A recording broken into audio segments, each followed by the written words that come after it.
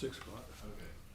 So it's 6 o'clock, and all is well. We'll get started with the work session. Ms. Faith is up first, so talk about berms and wetlands, whatever else you want to. Sure. Adam, do you want to introduce it and start, or you want me to just dive in? Please dive right in. Okay, so before I started here, it was my understanding that You might have to, oh, so they can hear you. can you hear me, Amy? Yes, I can hear you. Okay, perfect. So Yeah. this is an ordinance that is going to amend Chapter 151 to allow berms. Evidently, they were either inadvertently left out and needed to be added in. So this would be an exemption from the 15-foot critical line marsh setback. So we have added in some wording for that as a definition. And the intent being that it can be an erosion control and a flooding control mechanism within that critical setback area. The main portions that were shifted from what was submitted in your packet is B5, which is on the back of this second page, basically talking about how some properties would probably want to use a combination of erosion control methods, so whether they want to put a berm in some portions, and then they already have maybe an existing bulkhead or retaining wall, that we just wouldn't want to have these in combination that would either harm the marsh or compound flooding in any way on neighboring properties. So that would be for a design professional to prove to us that those negative impacts aren't going to happen. You know, ideally we would all have it in one chain, but there may be some possibilities where we'd have an existing bulkhead and that berm would go, you know, kind of on top. It would be contiguous structure to prevent flooding or additional erosion on a property. And then we also further down on the third page on the front, basically setting those design criteria. Basically, we don't want to have any type of flooding waters, whether that's from a hurricane, tides, and sea level rise, or stormwater to go onto an adjacent property. And that's basically in congruence with our flood ordinance.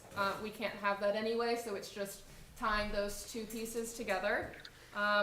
Obviously, we don't want floodwaters to impact, so we'd want to have those existing grades at a permissible height.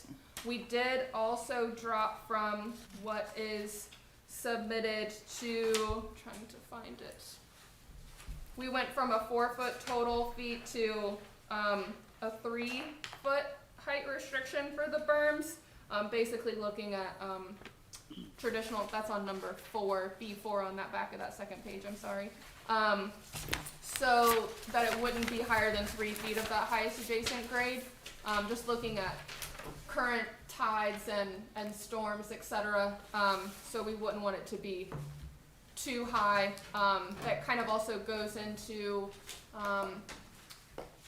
wave run up, or if any storms, you know, we wouldn't have that deflection off of that as well. So we felt comfortable with that 3-foot height. Anything you want to add, Adam, that I missed? Yeah, thank you, Katie. As well, Aaron and Eric, who helped me prior to Katie's joining the team craft this. Certainly couldn't have done it without you. So the objective here is to provide property owners with another tool, not just what is in place today on the back side of the island, which are bulkheads, which are permitted, call it at the 1-inch line, removed from the critical line. While they work, they're not necessarily the most environmentally friendly, and they're extremely high cost as compared to a berm, which as specified is earth, soil, could include riprap, albeit buried. The marsh grass tends to grow on the back side of that, closest to the berm, in the sense of a living shoreline, if you will. I know it's something that prior councils have spoken about. Having spoken with a lot of property owners around the island, this is something they'd like to have available to them should the trend continue with ever increasing numbers of named storms and or sea level rise. So what you're proposing is when we get to ordinance 3-21, we say we want to submit this proposal to take the place of the one that's in your book and adopt 3-21 as amended in this paper. Yes, sir. Except we're not voting today, is that Yes, correct? actually, just in the work session tonight, we took it off the agenda because these changes were so new, we didn't wanna, Oh, I thought it was still on there. we didn't wanna spring it on y'all and start a vote on it at the same time. Okay. So don't forget anything between now and next meeting. Yeah, but having the ability to have these softer environmental approaches, is just overall better for the longevity of the island and for properties, from a marsh environmental standpoint, but also just, having another flooding avenue. Just a quick question here. Was this, on the last page, 6? Yep. It says riprap must be completely covered in case of damage or erosion. What must repair and meet the requirements of this? What if they don't repair it? What do you do? Do you fine them? Do you? Yeah, it's a great question. So Bill had asked me this before, and I ran it past Aaron and Eric is the most versed. Do you mind responding to that? Well, I mean, we fall into the enforcement action, it's pretty standard in our ordinances. Okay. Notify the owner, give them 30 days to respond. If we don't get a response, then we take the next step and consult with Joe and work toward an actual enforcement action at that point. Okay. Typically, a softer approach to try and encourage them to fix the damage. Yeah, I understand. Okay. But no different than the treatment of an existing seawall or bulkhead. Right. Okay. Exactly. Okay, This perfect. chapter, the actual language of the code in this chapter allows us to force them to repair it. Okay, perfect. Thank you. The base material, no, we're specific in when we build revetments, or somebody builds a revetment, that they can use concrete block and bricks as the base layer, but not the final layer. They have to cover it with rocks. While this ordinance says it has to be finished with dirt, will the revetment still be, will blocks and bricks be allowed as long as it's dirt covered, or will the revetment have to have a finish cover of rocks and then be covered with dirt? I know we define riprap. There's two different things from what, talking about adding the berm is a separate, the berm doesn't have any riprap involved. Well, it says we can could, use yeah. It has the riprap as the foundation. base foundation. And so what I'm wondering is if we allow bricks and blocks to be used as the base for the revetment and then it's covered with dirt, if the dirt does erode away, it's gonna look even worse. Sure, so So in, that's when you have to go back and fix it. Right, you still have to have Right. dirt there, that's part of the mitigation or repair. under the design, requirements, on our third page on the front where it says riprap C, it says broken pavement blocks and bricks are not acceptable for riprap, so we wouldn't be able to have revetments as the foundation of the berm, only riprap. So it would have to fall within the specifications. Say that again for me. Yep, so where it says C on riprap, it says materials, broken pavement, blocks, or bricks are not acceptable. And so when we go back to the definition of riprap, that's the only thing that would be allowed as a foundation for a berm. So we wouldn't even get into the revetment where you were talking about with those extra materials. So I think it's already built into this where we would only have those permissible materials that you want. So riprap would be the base of the berm and no revetment would be the, Correct. And riprap wouldn't even be the base for every single berm. We're just allowing it for, if it needed some more structure at the bottom. Yeah, my The whole key is- understanding has always been that on the ocean side of the island, we have seawalls and revetment, and on the back side of the island, we have bulkheads and riprap. They're very similar, but we define them separately. That makes sense? So the whole key to the thing is that you have to have a certified design professional design. It has to be built to that design, and then it has to be maintained to that design. So, and this falls under, you have to have a pre-build survey and a as-finished build survey? We require both when you're working by the critical line. That's what I'm asking, this Yes, falls sir. under that. Yes, sir. Okay. It actually has to be a certified critical line, which involves OCRM as well. So now we'll have more documentation to follow them as they go down, being put down. Where we didn't, a year ago, we didn't have any.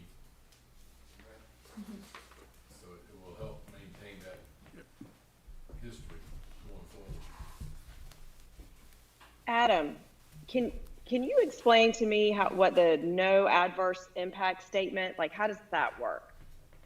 Like, if you're getting ready to put one in and you don't want to harm your neighbors, I'm looking at, let's see, wait, I'm looking at the old one, but I think it's D1. And I'm just Right. curious I can jump in how that if would you want work. me to. Yeah, I'll start if you don't mind. So that's where the certified design professional, a la the landscape architect or engineer will come into play. So the property owner would consult with that professional, and before the project could even be green lit, this assessment and document would have to be provided by that professional to ensure it wouldn't have an adverse effect or be harmful to neighboring properties, among others. Okay, does that mean that the neighbors would be informed of what's happening, or they're just letting the professional say nothing will happen? It's more of the professional sealing that what their design and what they're doing won't shed any water or have any Okay. adverse impacts onto the neighboring properties. We don't have any, from my understanding, we don't have any notice requirements to neighboring properties from this ordinance, just like we wouldn't from a seawall or retaining wall, what we normally do. Okay.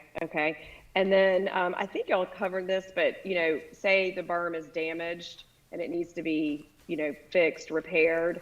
I just want to make sure I understand it. So they have 30 days to make those improvements or changes? Typically the first notification allows for 30 days for a response and a plan to mitigate or repair. If we don't get an answer, then we go another step with a second notice and a consultation with. So it's probably a Okay. full 3-month process potentially to Okay. repair. But my And understanding is, so long as the property owner is working in good faith with the Mhm. city to repair it, because we're all competing for scarce resources after storms, so it could take, many months to rebuild a berm or a bulkhead or seawall, a dock, go on down the list. But if someone is, not responsive, Yeah. that's where the enforcement, I believe, would come into play. And Repairing- then all the repairs have to be done by a certified, similar process, a certified engineer, landscape designer, whatever, right? If Like they they make can't, the any property changes- owner can't go out and repair it themselves.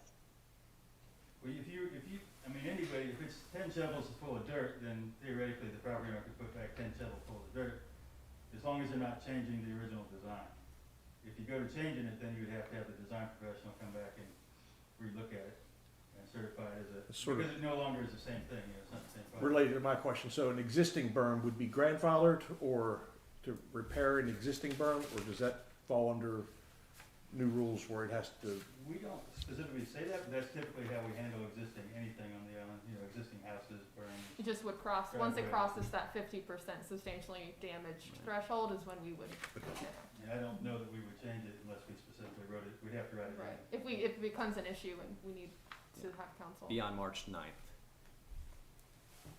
Right, so this applies to berms built March 9th or beyond. Yes. However, if an existing berm were damaged, to your point, Yeah. beyond 50%, then it gets swept up into Correct. this. And we can adjust that date if we want, since we're not voting at this council meeting. If you want to Right. make it April, whatever council meeting that date is, we Yeah, can that make makes that sense. adjustment.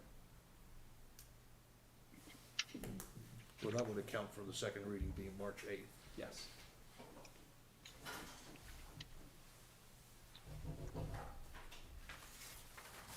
Anything else?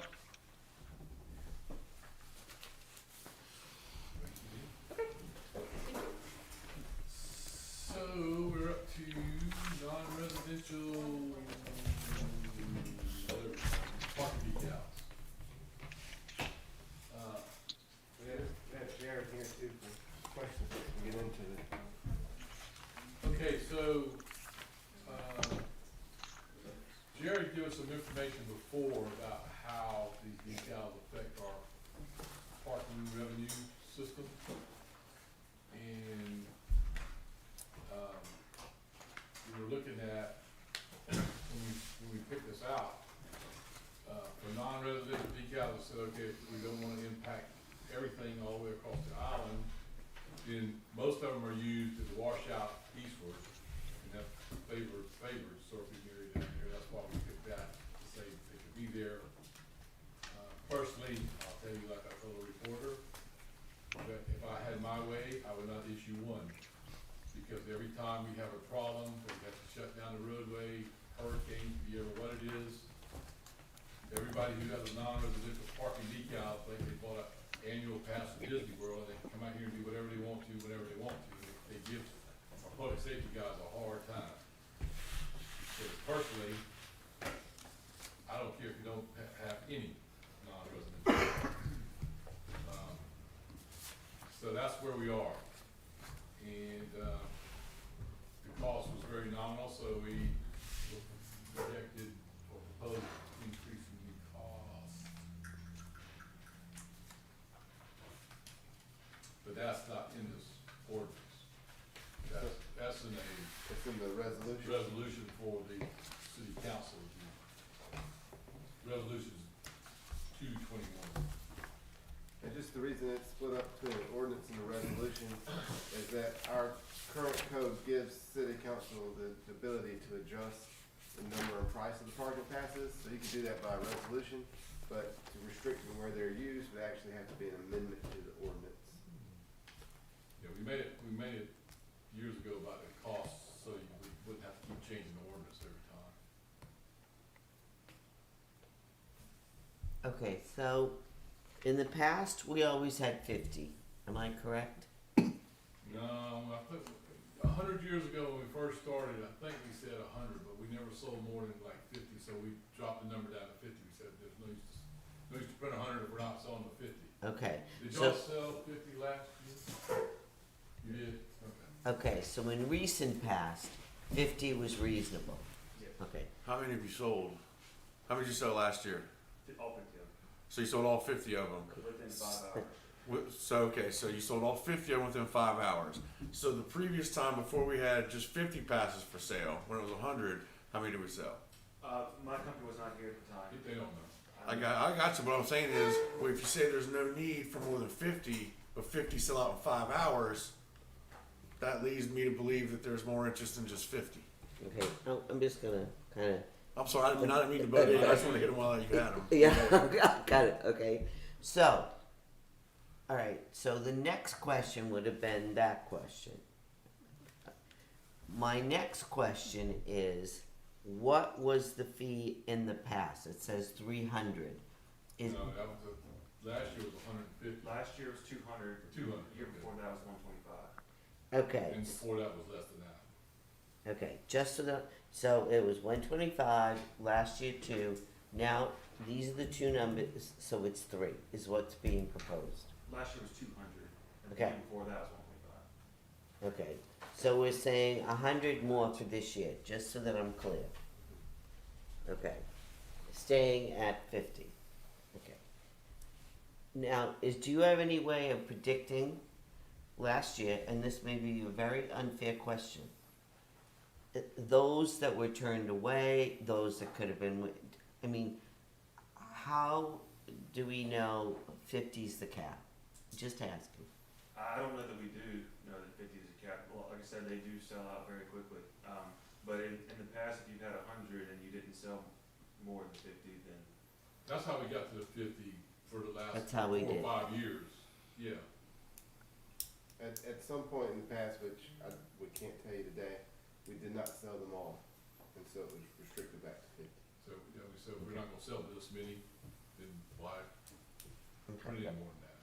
Those are my questions, yeah. So do you have the lines of what we sold over the years? You said you can't answer that question today.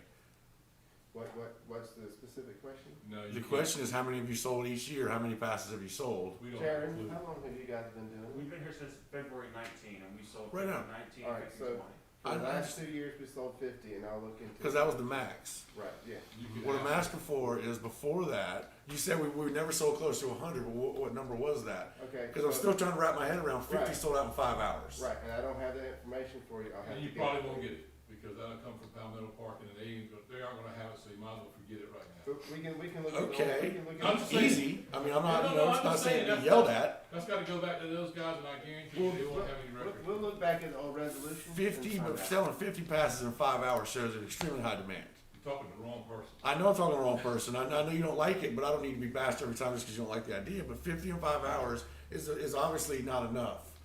And to be honest with you, I mean, I'm gonna tell you the same way I told Amy about the cigarette ban. we have taken nothing but taking things away from people in 2020. I have no interest in reducing things in 2021. I want us to just let people alone and try and get back on track. And this is something that obviously has an impact because that many people are interested that fast. And we've received quite a few emails about it over the past where I really don't see it's not hurting our parking bottom line because our paid parking contract has just gone up and up and up. So I don't see the immediate The more you get, rush. the more potential you have for it too, so. I hear you. But I'm just telling you, and this comes from these guys, from what they did when they talked to us. I know. If you have a business owner that buys a non-residential pass and he stays in the parking spot all day long, then you're not collecting the turnover that you could be collecting. I get it. But it's like a local loyalty card. You reward your best people with something that way. Put up with those. Well, I understand the checkpoint, the aggravation that is, Susan. That's a different beast. That's not the main part of the problem. The main part of the problem is it's a parking pass, it's an annual parking pass for sale for people who don't live on the beach. It's primarily for your older gentlemen, your surfers and stuff like that. Based on the emails I've gotten and the information I've received, it just seems like there's not really that big of a rush nor a reason for us to cut the number of passes and charge $100 more this We year. didn't cut the number of passes. That's the same as it's been. It's the year same as it before has that, been, but last year and the year before that. You sold out in 5 hours. I don't care. I know you don't. I'm just spending everybody I'm else. just saying, we didn't cut the number of passes, so don't keep saying Okay. we cut the number of passes. We didn't. From 3 years ago, 3 or 4 years ago, the number of passes has been cut in half. because they didn't sell. But then we sold 50 in 5 hours. So obviously that number's too low, the other number's too high. Well, it's So there's a too- happy Well- medium in the It's too middle. high. Hey, what if we looked at, what if we looked at only letting businesses purchase one pass per business and let that go for, say 30 days. And then if you have extras left over, then that business could buy another one. But no business gets more than It's two. not them purchasing it, it's them taking up parking spaces and paid parking spaces that would turn over. Well, but if they don't have it, then they can't take up a space. So that was on my list actually, to restrict this to Residents. to non-business uses. Absolutely. So an example of a surf vendor that has 1 or 2 vans in a $15 lot every day of the week for extended periods of time, that to me is Okay, so how problematic. about the one guy that comes over here that owns whatever surf school in his van, he don't buy one? Because he would be a vendor, because he's coming over here doing surf lessons. So Right. he don't get a pass. He'd have to pay for parking. Right. Okay. And I'm suggesting I'm that. just making sure that. Yeah. everybody- So the example, without naming a business, of a surf school that is using the lots as it's been described, my suggestion would be we don't allow for that type of parking in the $15 lot. So I know this isn't addressing the money yet, at least I don't think it is. But separately, what are the $15 lots? 2 west, Third west and second east. 3rd west, and 2nd east. To And me, all of Arctic Avenue also has a max rate of $15 for all day parking. However, there is an hourly rate there too. okay. So, But the flat rates are third west and second east. So to me, that seems like the low-hanging fruit in terms of restricting parking. We haven't gotten to the topic of washout down to Summer Place Lane, which is restrictive. But again, to me, it would seem as if we could potentially find a happier medium of not allowing these long-term parkers in the $15 variety spots, but certainly anywhere that it's $10 currently. I believe possibility. there is a way to tier some things, as far as TIER. I know it's my accent, so okay. I'm not gonna tear up. I'm not gonna Took me a minute. tear. Okay, so so a little bit of levity, and I knew I had to take my mask off and make tear. Okay, so tearing things. So my question is this. Okay, seems to me like there are multi-factors. There are issues of resident, non-resident business owners, frankly. Okay, that's a category. Those are 3 different things. You take out resident. Yes. Okay, It's okay. only uses non-resident parking passes. Okay, good. So beautiful. So, Yeah. all right, okay. So let's just say, then we have a 2-tier, and we really look at it, and we start to make decisions what non is. I mean, because that's the other part of it. What is a non? You know, if it is a business, that's different to me. That's not someone that I spoke to this morning that's like, I just want to serve. I'll pay the no. I live wherever. Okay, that's different from someone generating revenue and doing that. If it's one, those are two different things to me. Okay, then at the end of the day, my only question is, which I don't have any answer for whatsoever, is location. Like, I do not fully understand, I'll put it right out there, kind of, I hear the older folks are at the pier, I hear the younger ones are at the washout. They're all the same to me. So, I can only say tonight, I don't really have enough information to come and say yes or no, just because I don't have enough clarity. Will you ever have enough? Oh, me? Oh, you know, I could go on for many tears. Yeah. But tonight, you know, well, I'm just not clear. I'm not clear. Let me also ask the question to potentially address your concern, Tim. Is it feasible that we could have a different pass for non-residents so that during events, COVID, hurricanes? We have a different pass. It's Oh, we just do? not resident. Okay, so, but they're still We getting, know they're not a resident when they pull up. got it, so they're not commingled with, fair enough, thank you. Is there a way to spell that out on the application, just to ease that process because we have one of those issues, it seems like once every 2 years, we have to shut it down. Is there a way that on that application says in bold print, this is not valid when the island is shut down for emergencies? Yeah, that's just a quick word edit. Yeah. Because I mean, to be honest with you, that way you see it, they're signing it, like you signed the form to say it, at least alleviate some of the mayor's headaches. You know, maybe you can soften up the program a little more if that's taken care of a little bit, you know, who knows? Yeah, that's no problem. I agree with Adam. I think the low-hanging fruit is to say you can't park at 2 East and you can't park at 3 West. And I think a $100 increase is too much, but I could see bumping it, you know, $225. But What if you leave it at 200 and you increase the business one? Because I mean, if we're gonna allow them to use it, we should increase them dramatically enough because they're consistently using it every day. I mean, that's another thought I had. Like instead of raising the normal passes, just raise the business guys, or just don't let them have it and say they have to park in the right of ways as see fit. that's a level of complexity that the low-hanging fruit that Adam was talking about isn't it? You're talking about the tier system that the doctor was talking about, and what I'm talking about wouldn't involve creating a tier. It would just say the non-resident passes aren't good at 2 East and 3 West. Right. And But do you have any discrepancy for business in your plan? Because I see both sides Well, of that, and they're making money off of it, and we get a percentage. They have a bunch of kids. Like I can see both sides of the argument, but they're big vans. They're there every day during the week, taking up spaces, generating revenue. So if we're going to allow, like I'm okay either saying no, you can't have one. You have to find right-of-way spots, or saying okay, you can have one, but it's going to cost you double what a single person would cost. yeah, again, it's just a I don't know if you had complexity any thoughts thing, about that or. because usually by the time those guys get there, there's right-of-way spots are available.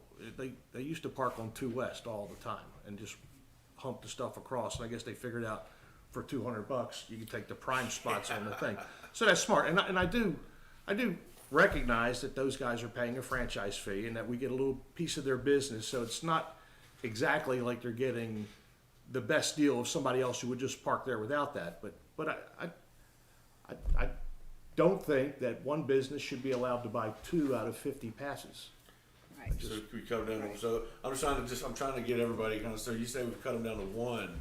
The businesses, so you can have 1 business pass and not multiples. Yeah, what I would but say the is, same rate. what I would say is a non-resident pass is for non-residents, not for business. It's for people that don't live here, that visit here enough that think it's worth doing it. And I'd say, but you can't park on 2 East or 3 West. You can park on Arctic. You can park in any other spot. And I wouldn't restrict it to just the washout and East, because people that I know that were lucky enough to be in the 50 park on Arctic and come out at 2 West. They're not interested in going out to the East end. We don't provide the same facilities there either, in terms of restroom, showers. I mean, there is one, but it's not. Yeah. It could be a good walk from wherever you might have to park. That's my 2 cents. Yeah. So no business at all, no business takes them at all. That's what I'm trying to just Yeah. figure out the little ins and outs. So no business passes at all, okay. It's for residents that are non-Folly I residents. got you, I got you. Well, my 2 cents is, it's 3 cents, right? Is keep it simple as possible, from an enforcement standpoint, from a administration standpoint. I'd say keep it as simple and clear to the user and simple as clear to the people that have to enforce it. I mean, just, if you're gonna do a pass, do a pass. If not, don't do one, but if you do them, make it valid enough to where enough could get them in a fair joint. I think a sellout like that is pretty quick, but, maybe increase the number, do a modest increase in price. That's my opinion, so. Okay, I'm gonna dive into the deep end. Okay? Going in, the water's fine. See, seems to me, could we consider going up 10, 60? See, I'm just throwing that out, okay? As far as, seems to me, why couldn't we, I mean, it's really not a significant revenue generator per se, okay? So I'm flexible if it's 200,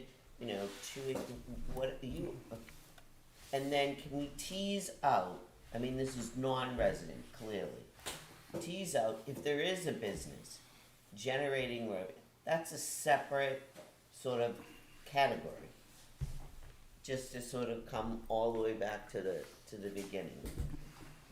I feel comfortable with that because I do believe that if it's a revenue generator that's staying and taking that spot away from a non-resident, so on and so forth, that's something different. And if it's 1 or 2, then we just deal with it separately.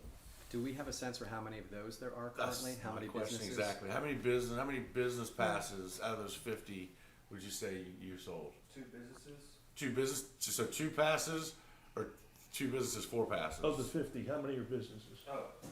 There was, we didn't ask for a business on the application, but to my knowledge, there was at least 3 businesses, separate businesses, with 2 of them buying multiple passes. Yeah, and I looking at can, 5 out of I 50. spoke with Jared about that today, and I called a couple of the folks, because like he said, they don't ask who the business is, it's just a name.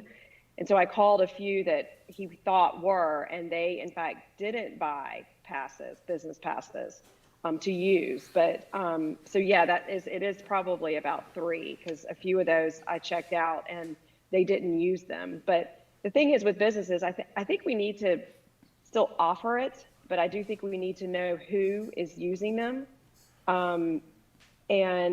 But not let them have more than one, because if the businesses are using it, we do want, they're workers, they're helping, the Folly economy or whatever. We want them to be able to park and do something along those lines. But to allow one to take up 2 of those obviously wanted 50 passes, I think is a little excessive.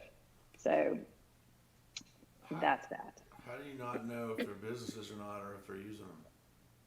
They just put down John Smith or John Brown or Joe Blow, So- whoever walked in to buy it. Well, Are they- then how are do we they know s- it's a problem? Are they stickers or are they You placards? know it's a problem because these big vans are sitting there with these surf tents. So we know the ones that are using them. Yeah. But I was just told we don't know the ones that are using them for a business. But then you obviously know who they are when they're big vans using passes. Well, I didn't know, I don't know who said they didn't know who was using it. Amy just said it. She said she talked with Jared about I it. don't know, I'm not sure why they said they didn't, but the businesses I told are definitely. There are definitely businesses, you know they're using them for business purposes. So you know out of your 50 passes, 5 of them, because you said 2 are by multiple, so 2 of them have 2 and 1 has 1. So 5 passes are for business intentions, and they were actively using them all year long. Now, I know what 2 or 3 Okay. that you probably not even counting. Would you say that the 2 or 3, ones that are 4 being used for passes. business He's not even counting. are being displayed on commercial vehicles or on okay, not the employee's personal car? So it sounds as if 10 would be an adequate number if we wanted to establish a use of business only. 10 business passes at a higher rate, and then you keep your resident passes lower, without a price increase this year, and just keep it just for non-residents, non-business, non-resident. So do you want to keep it 50 for the non-residents and then discuss a certain amount for business and then call it a day? I mean, and then it's, As well as the pricing for each. Could you manage that? We have 50 on hand right now, ready to go tomorrow morning, whatever y'all decide, but I'll have to order any additional ones. Well, I mean, I've still hung up on that 50 in 5 hours. Obviously, the demand is higher. Maybe it's not 100, but I think splitting the difference for a year and seeing how it goes wouldn't. I mean, that seems to be a more logical approach to me than leaving it at 50. You say you have a concert, you sell out in 5 hours. You obviously have a pretty popular concert. I mean, just throwing it out there. I mean, I find it hard to believe that we can keep a number at 50 for something like that. We're just, Alright, now let's go back to, that's in a different, that's in the resolution. Right. Let's talk about the ordinance, and we'll move to the resolution. So y'all wanna say non-residential or well, I'm hearing is non-qualified parking decals shall only be valid in parking, in paid parking areas, or be valid in paid parking areas except 2 east and 3 west? yes. Do we need to do that if we're gonna pull out the businesses? I think you have to do that for anything. If it's gonna be $15, if it's pricing separate for Okay. those. And to me, that's not where surfers go. That's where restroom facilities are. That's where it's close to the commercial district. That's where families are going. Try and keep the spots open for families as much as possible. That's always been in my head. And that's where you wanna keep the turning over. Yeah. And I think How clarity. about, no parking,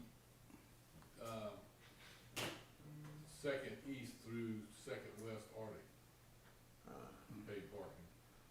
Arctic's not as busy as you think it is. Year round. Year round. I mean, you won't pick June and July out, of course it is, but year round it's not. You go down there right now and nobody's paying to park there. You go down there right now and nobody's paying to park there. No, not this time of day, Well, in general. I mean, earlier today, I guarantee nobody was paying to park there. Okay. So then to the resolution is where you talk about the number and the dollar amount, so. You're proposing to make amendment on the resolution to what? Number of non-residential passes? To add 10 for businesses, right? That's what I'm hearing. What I'm hearing So is you're saying 50 50 non-residents plus 10 to commercial? begin, Right. to begin. Okay, what I think is reasonable, if we sell out if we do, then there's the next round. I mean, Well, there's not gonna be a next round. well, I don't know. There's next year. There's next year. Well, I guess I'm not clear about that. This is a moment in time. You said you could sell them tomorrow. Okay? Right? Yes, ma'am. Well, is there anything that says, okay, fine, we sold out? I mean, Well, that's a resolution, so you could come back day after tomorrow. It's not like you only have one reading of the resolution. That's why they were separated from the two to start with. that's what I'm, It's really not how much we want to make, it's how much we're willing to lose, because That's we right. lose, with every pass we sell, we lose revenue. revenue. Right. I understand that, and I'd rather cut our losses at 50. When you look at losing revenue, you're also talking about during your prime season where you have the absolute maximum turnover rate was the formula that was given to us earlier. So yeah, if it is, but these guys are also there during non-peak times when there's not that much turnover. So when it comes to losing, you're not losing as much as that formula was going to tell you are. No, you're not. They're not there at noon from noon to 3 p.m. July 5th. You know what I mean? That's the maximum time for turnover in a lot. It's not at 8 a.m. Monday through Friday. Are we the only beach barrier island that wrestles with passes? Does everybody else just say it's carte blanche, everybody pays hourly, or? No, it's pretty, Surfside, Myrtle Beach, North Myrtle Beach, they all do it as well, Wrightsville as well. They have non-residential That passes? you can, that are available for purchase, yes. But there are, and it's different with every city, but the price is different, the restrictions are different, but yeah, they all offer some sort of non-resident pass. But, I mean, as far as revenue goes, I mean, is it significant that we can't at least begin with the 50? I mean, I would say you split the difference to 75. I mean, 50 in 5 hours. Come on. Well, you're gonna make it 60, because 10 of it's a commercial, was part of that 15 5 hours. I would say, personally, I would do 75 non-business, non-resident parking passes, then 10 for business, and leave it at that and see how it does this year. I mean, you went from 100 that you said we never sold, but we don't know the numbers, cause that was permanent parking. So we're never gonna know those numbers, okay, but then we sold out 50 in 5 hours, there's gotta be a better middle ground than that. And I don't think it's gonna be 60. That's gonna add you, what, another 45 minutes to your sellout clock? What's that gonna do? Well, y'all can argue that when we get to the meeting. I mean, if we don't get significant improvement on it, it sounds like it's gonna be postponed until we come up with a better strategy. Why would you postpone it? Cause if we're not getting any agreement or headway here, Well, I've heard I mean, some again, pretty good agreement from 50 and 10, so I mean, I don't know, why would you? I mean, postpone it? I'm new, I admit it, but to me, can we not make a decision and then add on to it if we go, oops, it's 25 more? Like, is that never, ever gonna happen to us, that we, you know, predicted a little off, but we have to go revisit a number? Well, like Bill said, what you gotta do is decide where you wanna cut your losses, and frankly, the way things are right now, you might not be charging anything in the next few days. I mean, you know, I got it, yeah, I know. so, So how will G read? How do you have it? right now, the best consensus I had was 50 non-residential passes and 10 commercial passes. But the letter G, non-residential or non-qualified parking decals shall be, Oh, that's in the ordinance. oh, sorry. The ordinance would be non-residential or non-qualified parking decals shall be valid in parking areas except second east and second west. 3 west. In, yeah. I mean, did I say that? Third west, second east and third west. I just read it, yeah. And you're talking just the beach accesses, not, we're not doing, not Arctic, East Arctic or West Arctic. That's just those 2 parking lots, beach access Yeah. parking lots.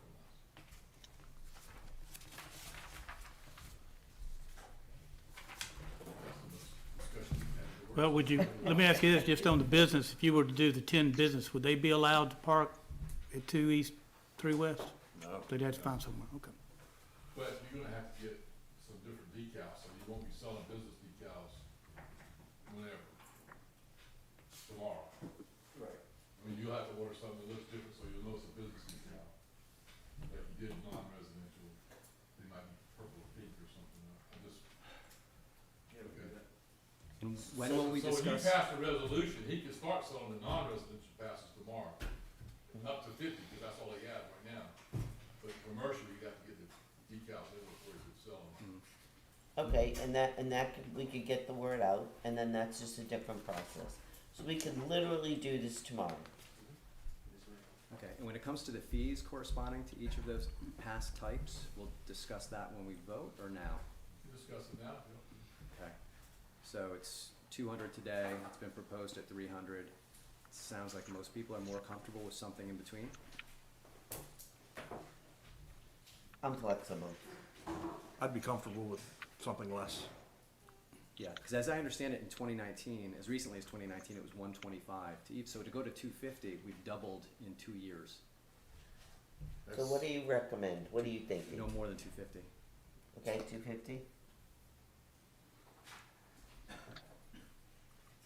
You gonna charge the same for commercial? No, Okay. that's next on the That's list. just non-residential. Correct. Okay, so then. Okay, so, alright. So I actually had less than 250, I had 225. Okay. I had 225 in my head too. Okay. 225. I had, well, I wrote on 75 passes at 225, which is $17,000. Right. I can And support then I got 225. 10 business passes at 350. Is what I said. I mean, I think that if you're using it, because there are people that are going to be using it every day. Your non-residents are going to use it maybe 1 or 2 times a week, but your businesses, your surf camps, I'm assuming is probably the majority of the businesses getting the passes. They're using them 5 days a week. What's a what are we saying for non-resident? 225 is the last number that was thrown out. Just so that it's not, you know, double in 2 years. 225. But I could see 400 for businesses. Why don't we go Well, I four? was Why don't we go four? tossing that one around. Why don't I we know go we really four? like that Why one. don't we go double 450? Okay. I like symmetry. 10 business passes. Okay. 450 a piece. Because that's if you think about it, with the money that they're making, and even with they're using it easily 2.5 times as much as a normal person. So the price adjustment is there, plus it's for a commercial means. So it just so that I'm clear, so we said 225 for non-resident, then we double that for a business. Yep. So, and then we said 15 non-resident, and then we said 10 for businesses. Am I clear with all the numbers? Yes. 90 days at $15 a day is $13.50. So at $4.50, it's still a bargain. But they won't be able to use the lots that, where are the business license for those surf camps? Are they at a certain place on the beach? They do have certain spots. Spots, is that like, okay, On that who is assigned where. okay. But would that allow them to set up their camp at that location on Third West or Second East? Would We that don't- disable them from setting up? Because I know they use that lot and then they shoot out on, Right and there they by set up Third right West. there at 3 West. There's a fair amount of right-of-way parking right there by Third West. That was when I was picturing that, they can use right-of-way parking there. A lot of them park up on Crooked too, so they can pull up there, they can come up Marty, pull up there, I know there's stuff to go park on Crooked. Yeah, I mean, if that's their spot, which, I mean, we space them out pretty well, which is really paying off with something like this. Okay.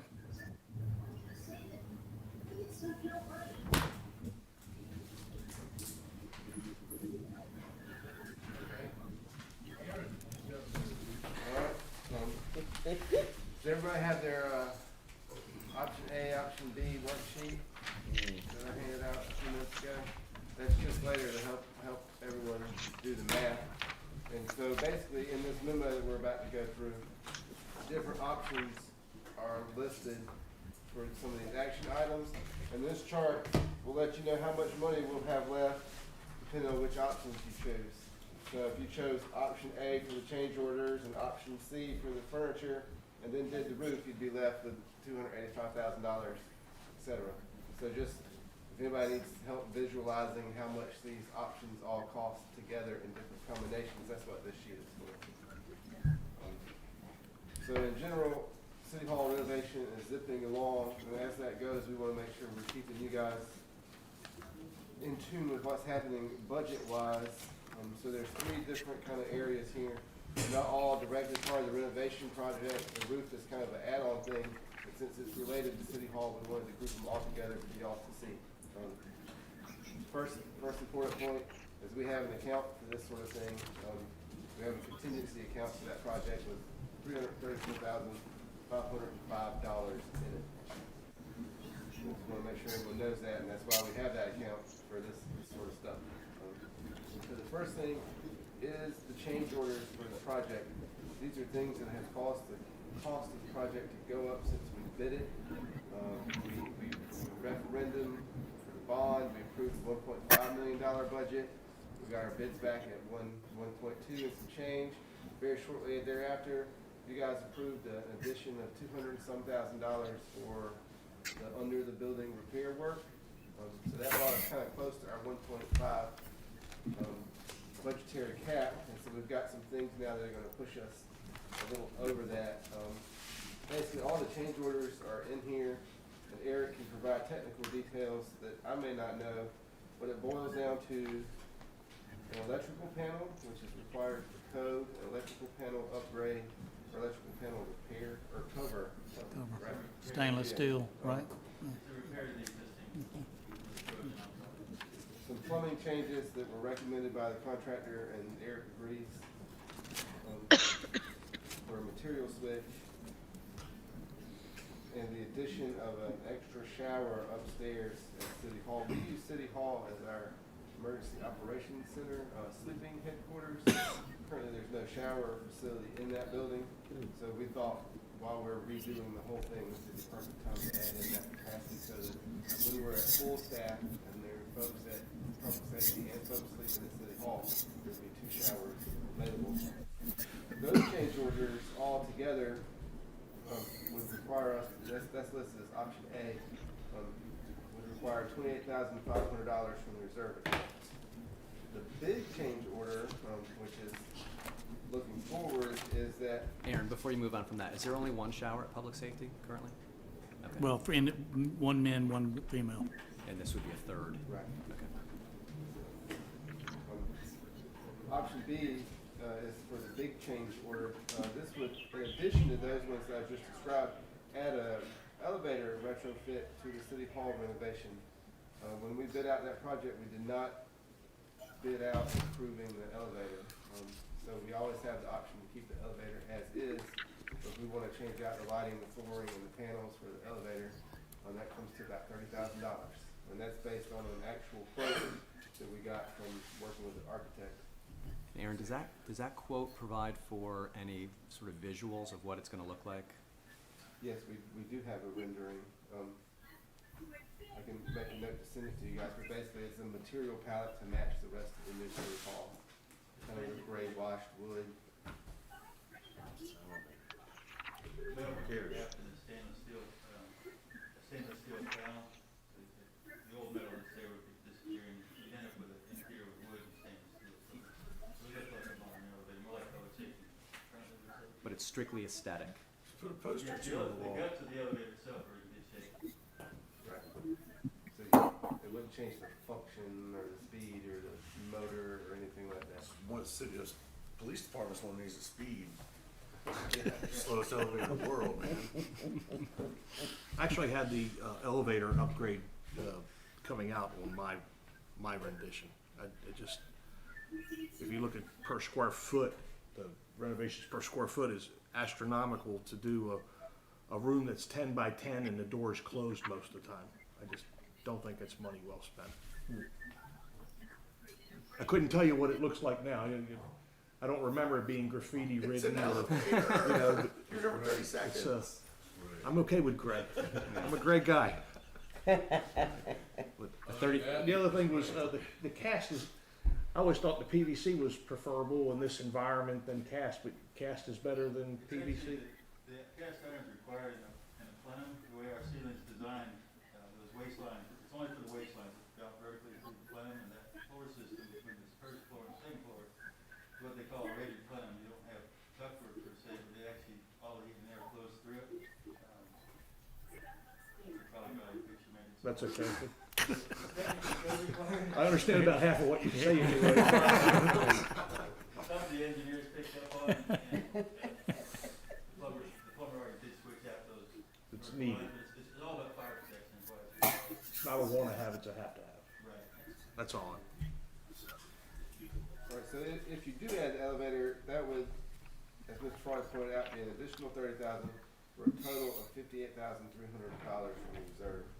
So that's gonna be the first thing we ask you guys to vote on later, is whether or not you wanna do option A or B for the change orders. The second item, and this one has three options, and this is the furniture budget.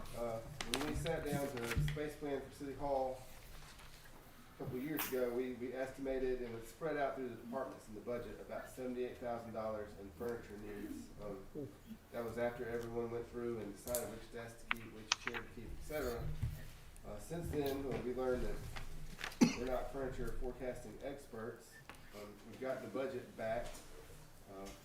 A couple different options here. I'm going to go from most to least expensive.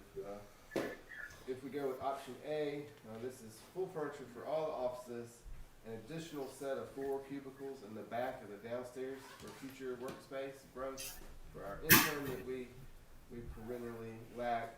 For temporary folks like Dr. Elko, when they come into City Hall, sit back there and work. When folks come to do the CRS audit or DSEGS audit, those sort of things, they have a workspace. So it's 4 cubicles by the back stairway, and also a little dressier furniture for the mayor's office as the primary space of City Hall. We do recognize that it's public money and we need to spend it wisely, but at the same time, this is the public face of the city. Can I hold you right there for a second? You said the mayor's office. One thing that we've spoken about for a couple of years, are we gonna continue to do executive sessions in the mayor's office? Well, in the new City Hall, we'll have our choice of 2 additional conference rooms. Will they be soundproofed? Because the one thing we've always spoken about is if you're hanging out by the elevator, you can hear everything that goes on in your We office. can go to the jury room. Yeah, we'll have the ability to retreat to somewhere where no one can lurk. Okay. The way the building's laid out. I We'll want have- to tell you, Aaron, that the soundproofing has been built in for that particular room for that reason. We have actually upgraded. Which room? The upstairs conference room where you would go normally, like, from a council meeting.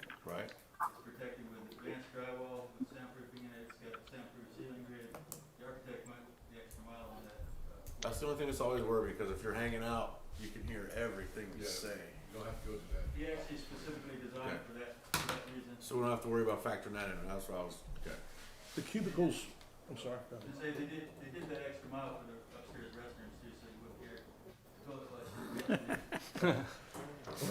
flush. My toilet flush is sensitive How material. nice. Well, How much did that cost? The cubicles I actually had coming out, because I don't like buying stuff for future use, but what I hear you saying is, that's really for use now, for Dr. Now Elko, and for, the future. for intern. It's not a need yet to be identified, it's a need that exists now. We do have the occasion, we don't have a constant, steady need for it, but we do have folks who come in and get tucked into the closet. Okay. Auditors And then Interns. I had the mayor's furniture coming out, because it seems to me we're throwing in furniture that we want to have in the mortgage. And I wouldn't have a problem buying the mayor new furniture at the end of the year out of some savings that we identify from somewhere else, but it seems to me, What was that? Yeah, and just, we still got the old mayor's desk, don't we? so, well, just as a note, the mayor will still get, Threw out all the furniture before you the get mayor will your still dinner. get furniture, it just won't be a veneer furniture, it'll be a laminate furniture.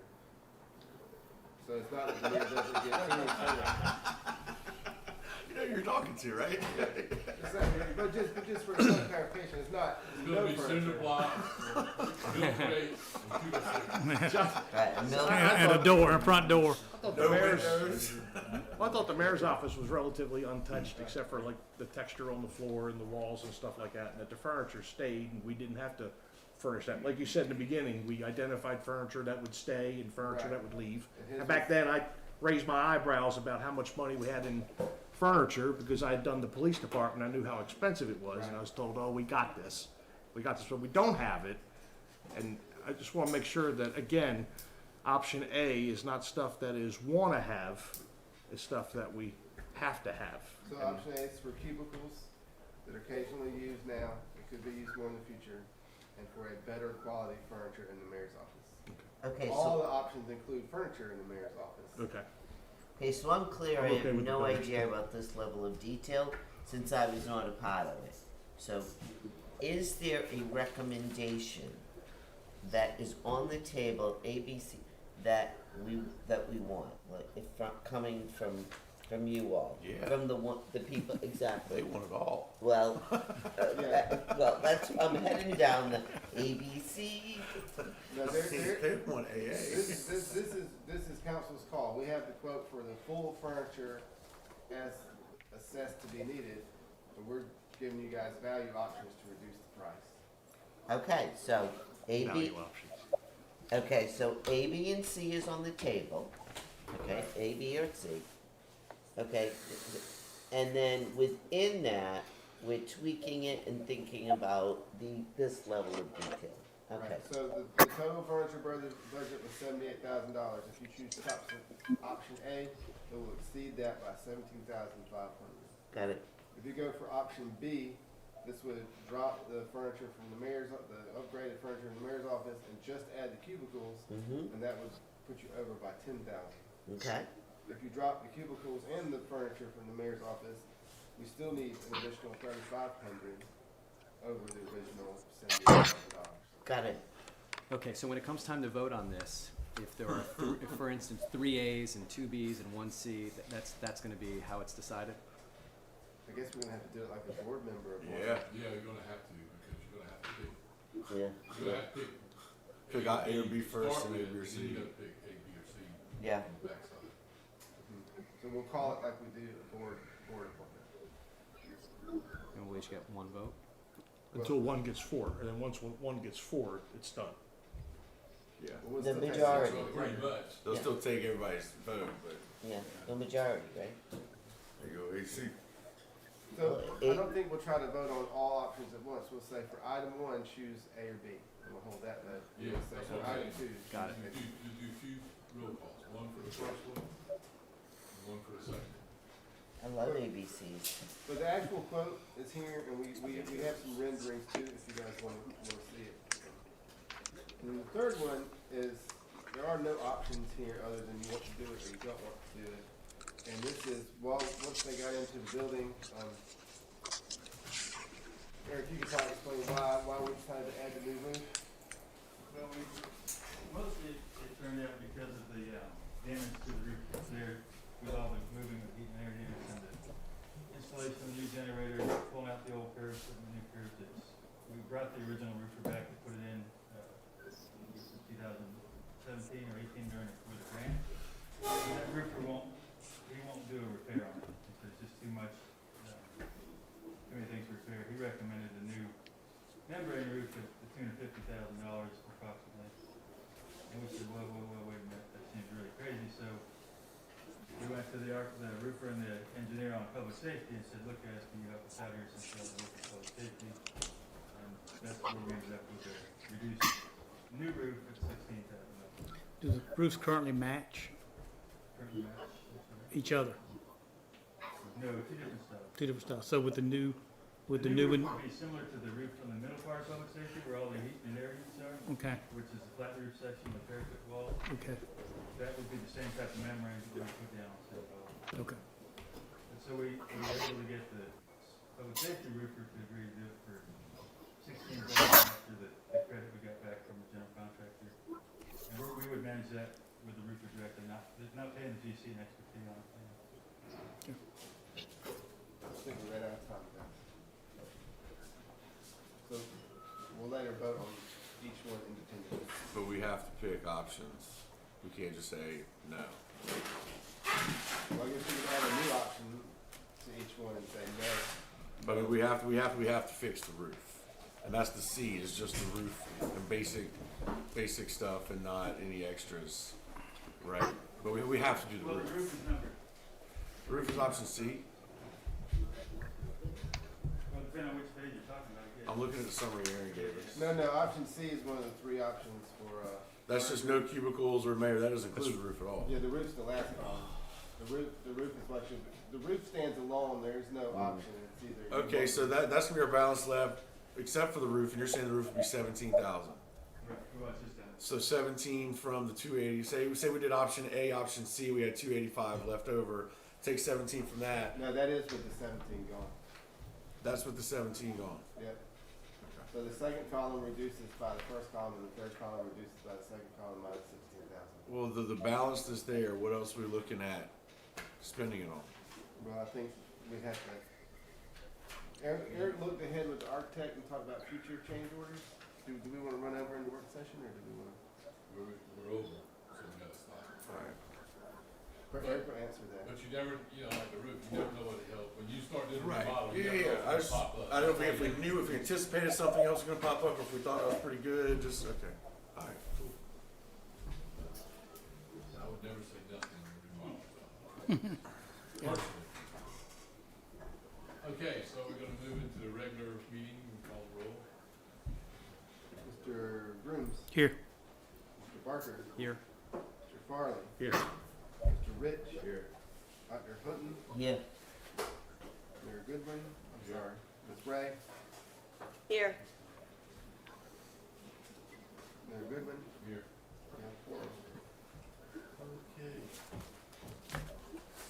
So we're gonna have the invocation and pledge of allegiance. Okay. Everybody bow your head, please. Oh, okay. Loving God, bless all those gathered here today as we come together in council. Thank you for the blessings of our individual and collective God-given gifts. Place in our hearts the desire to make a difference to our families, to our community, and to our country. Give us balance in times of distraction and uncertainty. Help us move forwards our goal with determination and always with an abundant sense of humor and humility. Bless this meeting, all of our citizens, and the decisions we make this evening. Amen. Pledge allegiance To the flag of the United States of America and to the republic for which it stands, one nation, under God, indivisible, liberty and justice for all.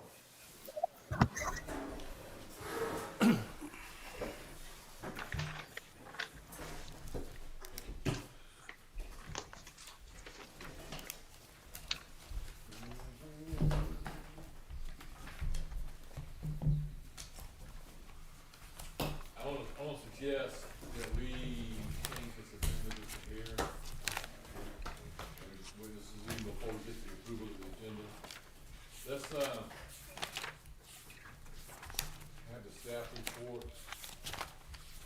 before we do the executive session.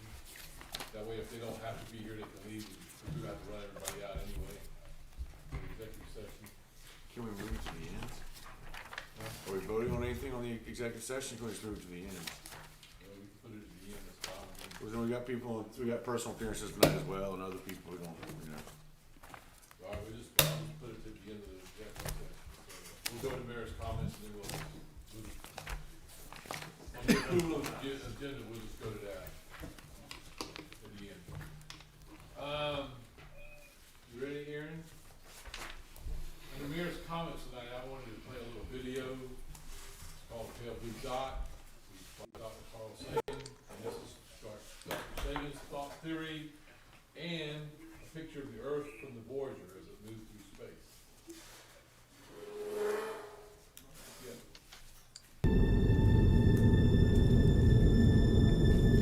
That's here. That's home. That's us. On it, everyone you love, everyone you know, everyone you ever heard of, every human being who ever was, lived out their lives. The aggregate of our joy and suffering, thousands of confident religions, ideologies, and economic doctrines, every hunter and forager, every hero and coward, every creator and destroyer of civilization, every king and peasant, every young couple in love, every mother and father, hopeful child, inventor and explorer, every teacher of morals, every corrupt politician, every superstar, every supreme leader, every saint and sinner in the history of our species lived there, on a mote of dust, suspended in a sunbeam. The Earth is a very small stage in a vast cosmic arena. Think of the rivers of blood spilled by all those generals and emperors, so that in glory and triumph they could become the momentary masters of a fraction of a dot. Think of the endless cruelties visited by the inhabitants of one corner of this pixel on the scarcely distinguishable inhabitants of some other corner. How frequent their misunderstandings, how eager they are to kill one another, how fervent their hatreds. Our posturings, our imagined self-importance, the delusion that we have some privileged position in the universe are challenged by this point of pale light. Our planet is a lonely speck in the great enveloping cosmic dark. In our obscurity, in all this vastness, there is no hint that help will come from elsewhere to save us from ourselves. The Earth is the only world known so far to harbor life. There is nowhere else, at least in the near future, to which our species could migrate. Visit? Yes. Settle? Not yet. Like it or not, for the moment, the Earth is where we make our stand. It has been said that astronomy is a humbling and character-building experience. There is perhaps no better demonstration of the folly of human conceits than this distant image. To me, it underscores our responsibility to deal more kindly with one another and to preserve and cherish the pale blue dot, the only home we've ever known.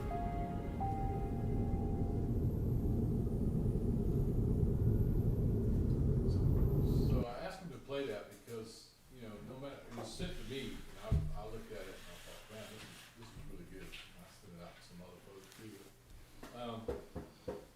You know, astronomy is a humbling experience when you look at it from that point of perspective. I mean, all the stuff that's going on all around America today, it's like, man, we are crazy.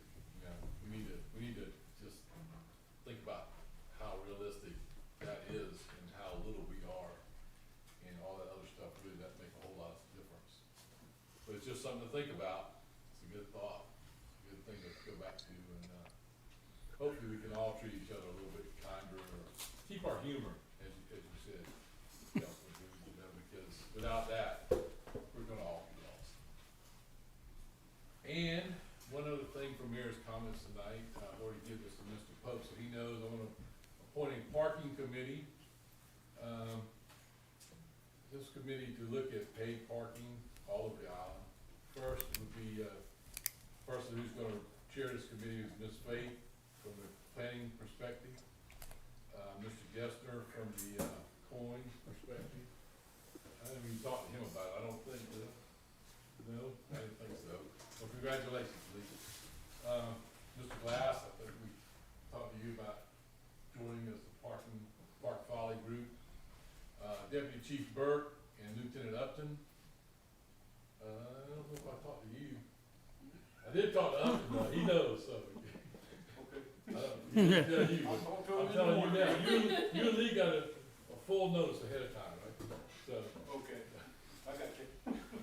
And, Councilmember Rich and Councilmember Grooms from the council. So, we talked to Ms. Faith, and we are looking for a first report back to the council in March, and this is just not, you got anything nailed down, but at least you got together and you started working and you headed that way, right? Okay. So with that, we'll move into the staff reports. Ms. Springs have a business license official report. Thanks.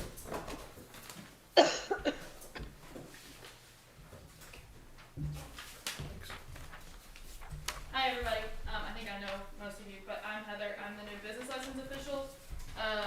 Amy, Ray, I think we emailed you a copy of the memo. But essentially, I just wrote you guys a memo letting you know that the South Carolina State Legislature passed a new business license tax reform, which essentially is just going to make some changes to the way we process business licenses. So we're going to transition to a fiscal year renewal instead of a calendar year. And we're expected to take that to you guys to put into an ordinance by 2022. So you have this year to think about it. And then on that same note, they're going to be starting a standardization where all businesses can go online to a state website and renew their business licenses for every jurisdiction all at one time. So that's part of what we'll start transitioning through this year and thinking about for next year.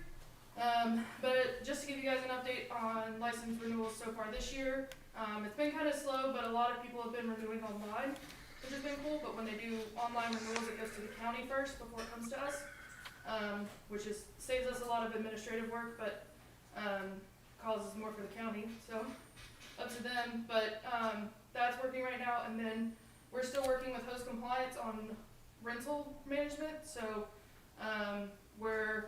they transitioned to a new ownership. Granicus, which is a multi-conglomerate, bought out host compliance and manage the platform now. So we just got appointed a main person that will be working with us in our account. Her name's Helene, and so I'll start working with her a lot closer to get better use of the program.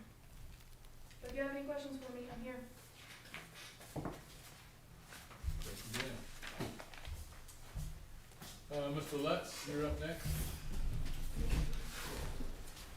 Quick update, a lot of this was due to Heather's work as well. She helped me a whole bunch this year. This building code's effective the next grading scale, which we get rated on every 5 years. It doesn't affect directly your flood insurance, but it's intricately tied into the CRS rating. To keep our CRS rating, we have to maintain a certain amount here.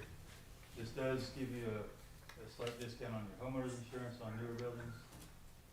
They're really vague about exactly how that works. You have to talk to your adjuster about it. The idea is the lower the number, the better, and we just improved our rating by another point this last go around. We used to be a 4 in both residential and commercial. We were able to get it down to a 3 for residential and commercial. And that's solely based on administering the building code department, essentially tracking our permits properly, inspections, certifications, all that good stuff. So again, a lot of credit goes to Heather. She did a ton of work getting this all together for us. And that's really all I've got, unless you have another question in particular. Thank you, sir. Spade. Yep, so this is just the update on the Second West Ped Path. On my second day here, I took a walk with Eric, and some of the Dominion, gentlemen, as well as, our contractor from Davison Floyd, and basically kind of fact checked and field worked, the submitted plans and what the impacted trees and what we would have to do with the utility lines. We basically ended up making some adjustments and some amendments to the submitted plans to have less impact to the utilities and figured out how we could move them less, and thus impact properties less. One change is increasing the curbing, and originally it was gonna go from Arctic to Ashley, and then we have kind of kicked it back to Davison Floyd to see if we could do curbing, from Ashley to Cooper. That would lessen, the amount of trees that we would have to remove on that property that goes from Ashley to Cooper on that block. We are waiting to get back the change of plans to see if that stormwater drainage and those tie-ins would work. But basically, you also want to add about we have an amendment as well. Right, we're looking to, get an amendment tonight on the resolution to award to the general contractor on the path itself, authorizing $8,000 to pay Davison Floyd to go ahead and make these changes to the design, which will effectively eliminate $50,000 worth of utility conflicts is what the goal is. So we're spending $8,000 to save $50,000, hopefully if everything goes as planned. Which side are you on, east or west? You said curbing from We're on the west side. We're on of the- Ashley to Cooper, you're on the west side, okay. Yes, yes, so the Second West and going up. As planned right now, we have to move all those utility poles from Indian down, and we're trying to. That's what about utility poles is all the trees. And the Large, trees are on large the, oak trees over here. You said we're looking at curbing too, just making sure we're still trying to save all those trees. that's over another Yes. part of it, we're trying to Yeah. save those trees and all that massive old vegetated buffer along that, Yeah. that one side of the street. When Dominion came out, it looked like they were gonna just almost make it all go away. Right.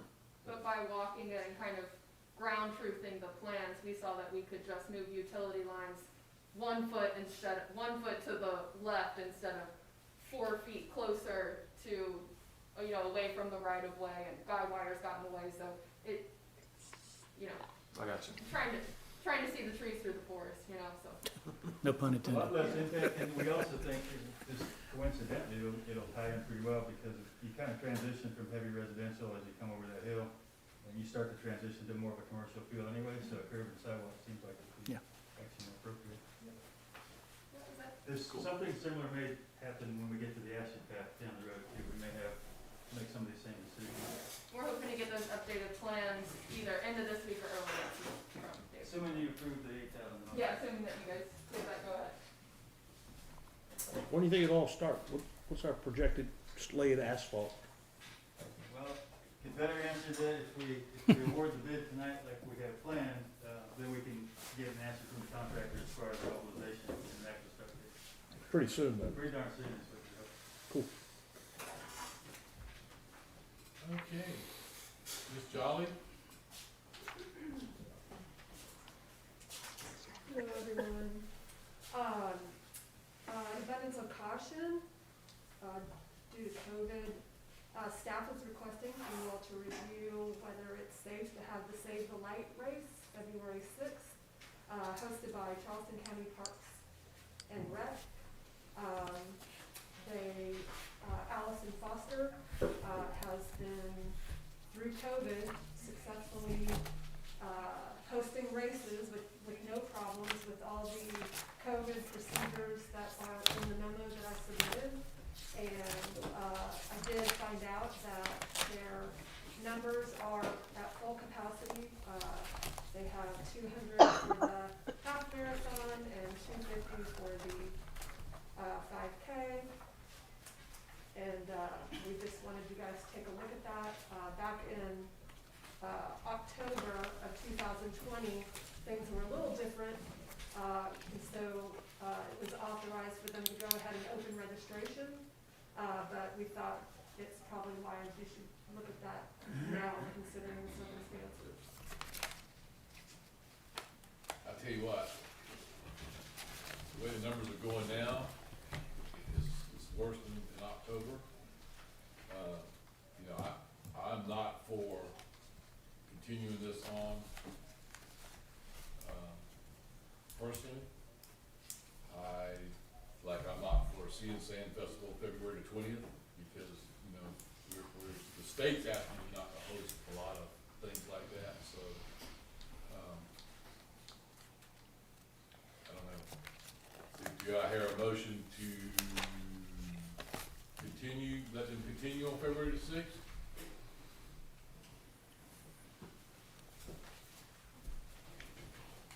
So I would think the answer to those folks is no, for February the 6th. All right. Thanks, though. I'm glad you brought it up. Okay, so we have the approval of the agenda. Have a motion to approve So moved. Second. With those changes? with an amendment, I was just going to say, with an amendment to move the executive session to the end of the new business, right before we close. All right? You can vote on it as amended. Ms. Ray, Yes. Mr. Grooms, Yes. Mr. Barker, Yes. Mr. Farley, Yes. Mr. Rich, Yes. Dr. Houghton, Yes. Mayor Goodwin. Yeah. So approval of the minutes from December the 8th, have a motion to approve. So moved. Second. Any corrections or additions? Without exception.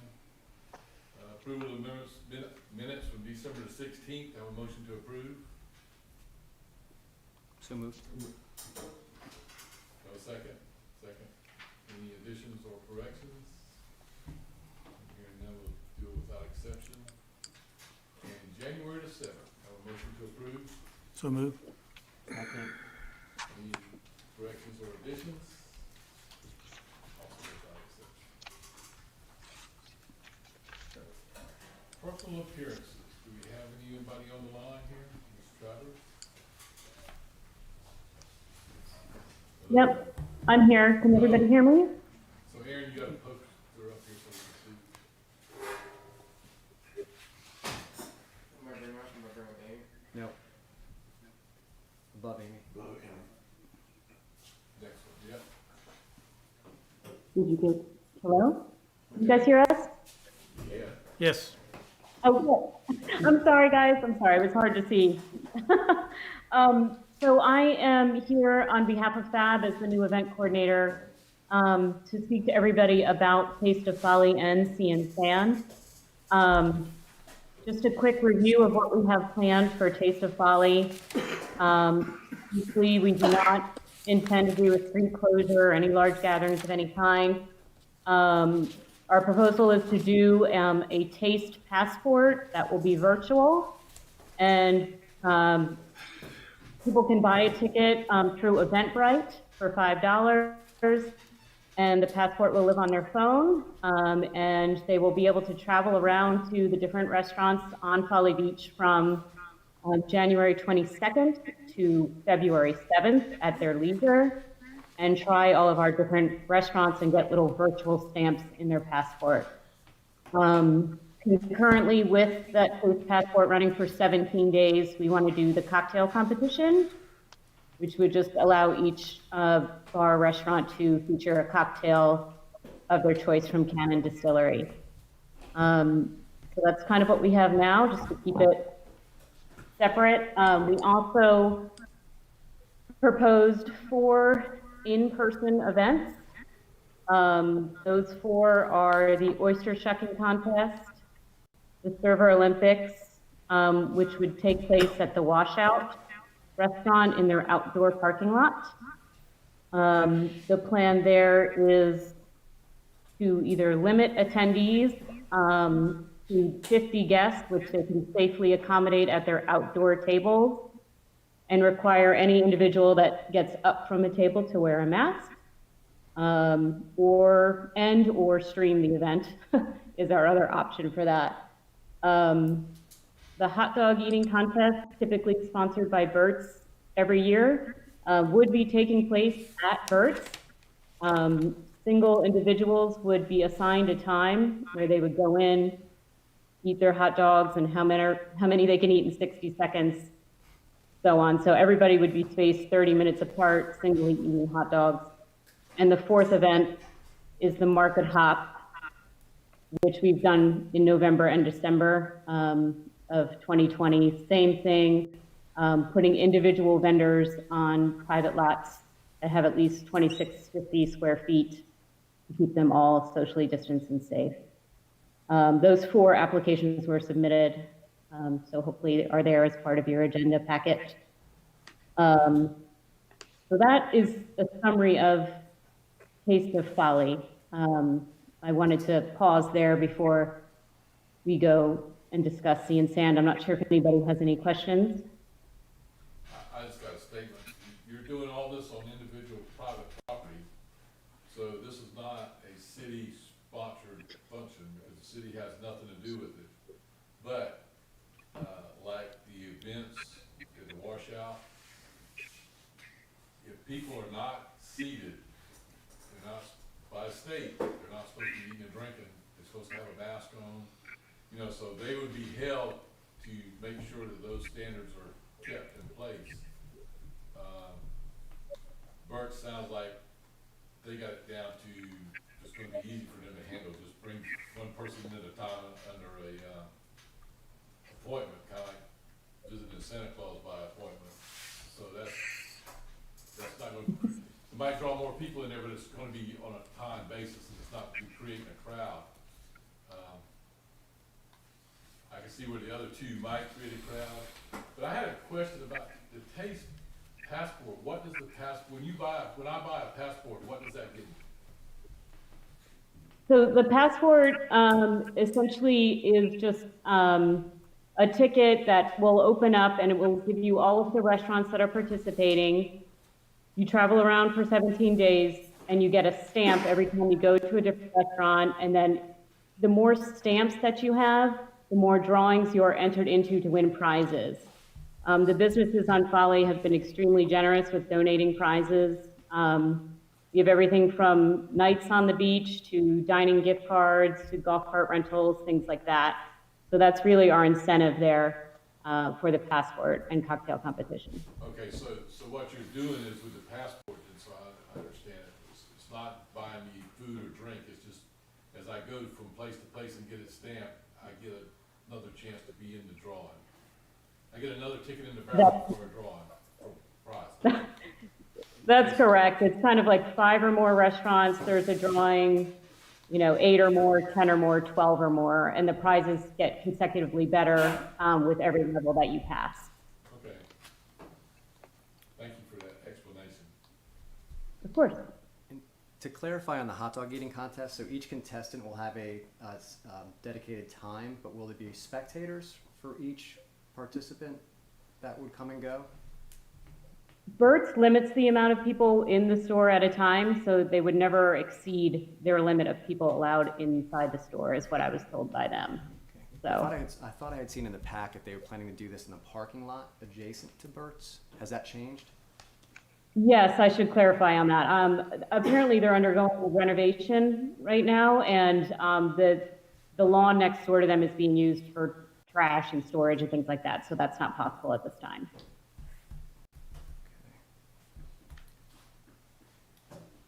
In the Server Olympics, how many participants?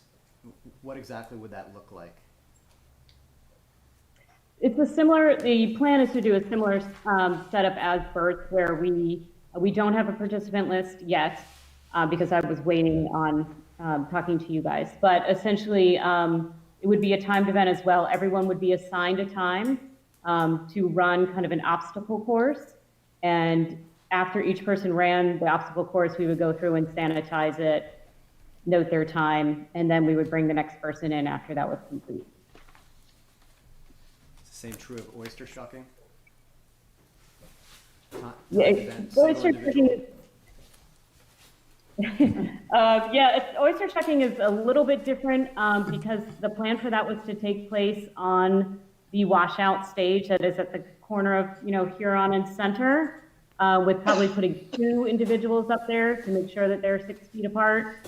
And then again, depending on the number of participants signing up, we would assign them times, but probably 2 people on the stage each time. Kelly, this is Catherine. My question is more, let's just say the oysters. Is there an audience? Is there a crowd? Is there a gathering?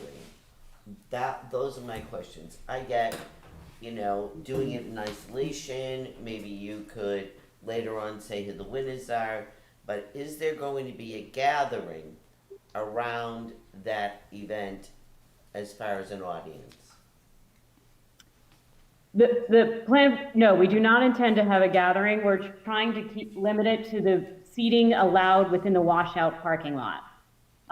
We don't intend to let anyone else in beyond their seating limit, to keep everyone at their table. Now, if they get up from their table, go to the bar, use the restroom, we're gonna require them to put on a mask.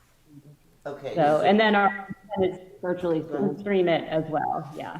Okay, so then I get back to the role of the city then, in the sense of what then is the city, or what are you asking of us? Because what I'm hearing is private property, certain things, so I just need to be clear.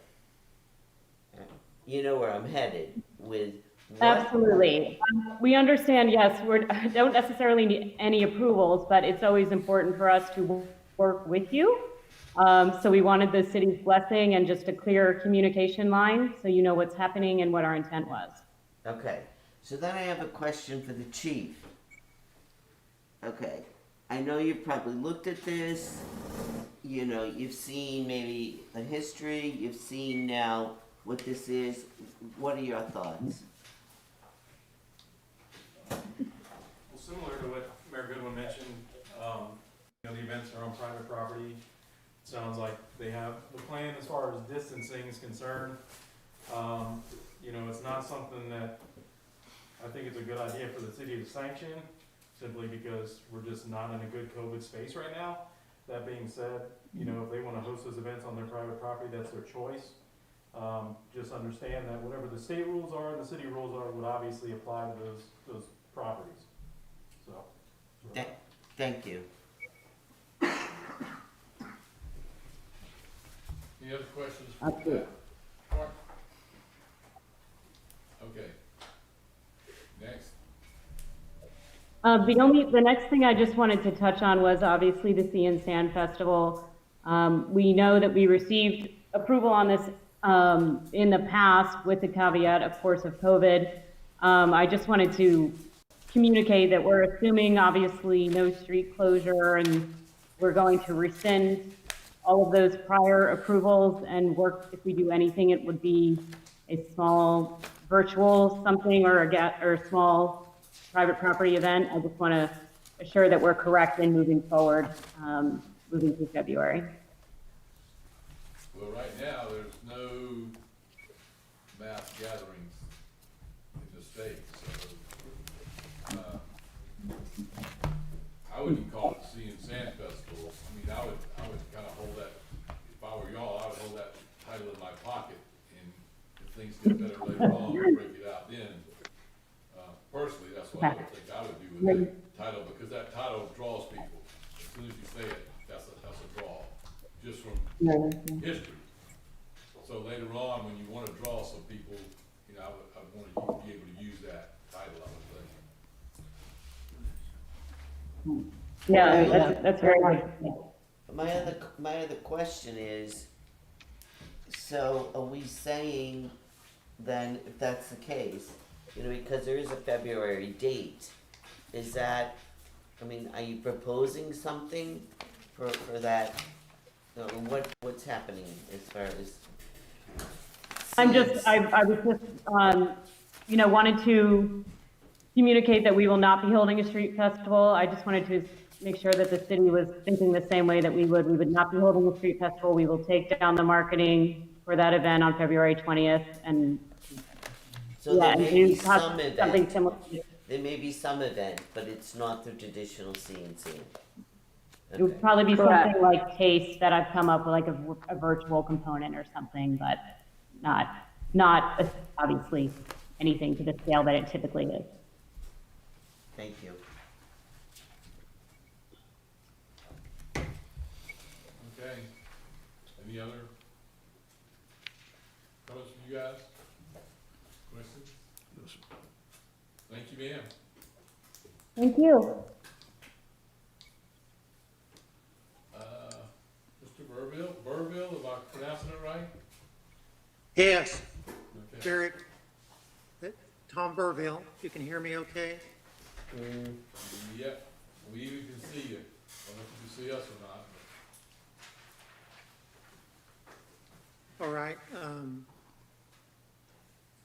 I'm replacing my driveway, and I'm requesting a variance in the driveway entry width.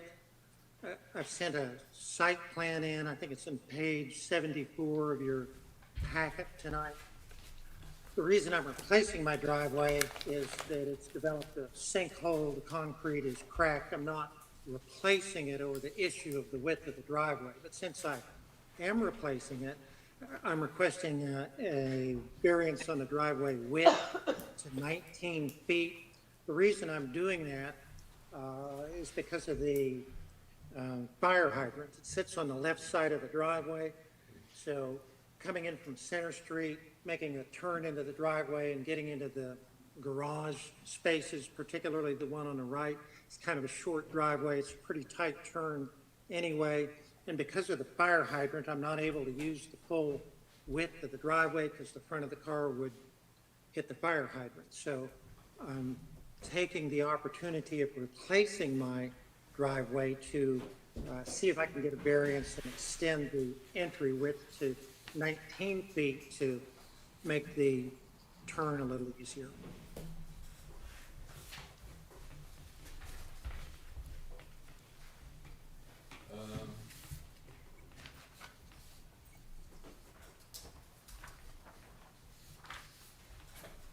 So do I hear a motion to approve this? I have a motion approved, ask questions. That's what we gotta do. Have a second? Second. Eric? What kind of heartburn does this give you, if any? I don't have any heartburn with it as long as we are not trying to, accidentally set a precedent or something. Mr. Verville's situation is different. In some parts of the island, he's only got one access from his property to a street frontage, which would be Indian. We allow by ordinance 2 driveways per residential property, typically not on the same street. So in theory, not part of tonight's discussion really, but in theory, he could have come in and here requested 2 separate driveways that would access Indian, which would be 30 feet of total driveway with a 20-foot spread in between. He's not doing that. So that goes to his credit, I would say. I could also take the other argument, say, you could cut off a little piece of the driveway toward the hydrant and shift everything in a little bit more of a curve, but I don't personally think it's an unreasonable request. Yeah, he does have a tree there to the right as well, Right. eventually, so. Just looking at it from the street, it looks like it's It looks like it's fine, but when we had a request a couple months ago, Mr. Folly brought up a good point about putting something in writing that said you abandon, you're not gonna utilize the second driveway because we're giving you an extension on this one. We did that with Mr. Marshall on the last one, we could do the same thing. That's fair, that's because what you're saying is, Yeah. you have 2, so it says, okay, because if we give him 19 feet on this one, then 2 months later he comes back and says, oh, I wanna add another driveway at 15 feet, well, now you're way over. I have no problems giving you an allowance on this, because it sounds like it's something that's needed, and he's not wanting to do a whole second one, And the but I just real, don't want a second one to pop up. the main concern, I like those agreements because then if the property changes hands, it's, for whatever reason, It follows Right, the property. it follows with them. And that's fine, so you're gonna have one 19-foot driveway off Indian, because he can't have another driveway to the back of his lot. Right. Right, It's a boat landing back there, yeah, some days. it seems like a fair approach. okay, I'm fine with it as long as we do that. Okay, so, I would say that the motion is to, is to approve, his request with the stipulation that we have an agreement with the city that this is a one-time.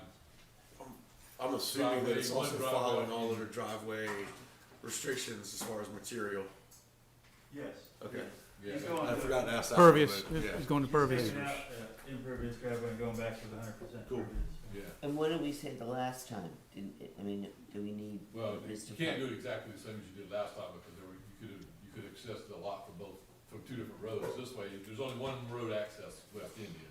So So we just give one 4 and he driveway. gives up another 15 So you're that he okay. could have cut in the other And time. if you approve this, Joe will look at the draft on the restriction to the property, and we'll make sure it's all legit. Is he okay with that? Did you catch all that? Did you catch all that? Just part of it. So what they're getting ready to vote on is to approve your request with the stipulation that you enter into agreement with the city that this one driveway is the only driveway you will have onto your property, off of the Indian. You're not Right, gonna come back and yeah. request another driveway later, is what, that's all I'm saying. Okay, yeah, I Alright. understand that. Dr. Houghton, Yes. Mr. Farley, Yes. Mr. Barker, Yes. Mr. Rich, Yes. Ms. Ray, Yes. Mr. Grooms, Yes. Mayor Goodwin. Yes. Okay, our attorney, Mr. Wilson, will get with you with something drawn up for the agreement, and good luck with the driveway. All right, thank you so much. Have a good evening. Thank you. I didn't get any citizen comment requests, did you? Not for today, no, sir. I did forward you guys a handful. Other than the letters. No commission of board committee reports, so we're up to old business. Ordinance 27-20, ordinance amending chapter 95, animal section 95.07, certificate vaccination to be required by clarifying the expiration date of the animal tag. A motion to approval. So move. Second. This is the second reading. Any questions or comments? Mr. Repoka. Mr. Grooms, Yes. Ms. Ray, Yes. Mr. Farley, Yes. Dr. Houghton, Yes. Mr. Barker, Yes. Mr. Rich, Yes. Mayor Goodwin. Yes. So we move into new business appointments to boards, commissions, and committees. I will make a suggestion, we put this off at least a month, because I just got the information today because of staff being around. Did anybody in here know this lady, Maureen? I think we should put it off as well. So I'm just gonna say I'm gonna make a motion that we put this off at least until February, if not March. And I'd like clarity on lodging, because that's the category that's open. I think she's, well, I just want, According to She has a her, rental house, I think. Yeah. I'm, I think she has a rental house. well, I made a motion, I'll make a second, then we'll talk about it. Second. Second. Second.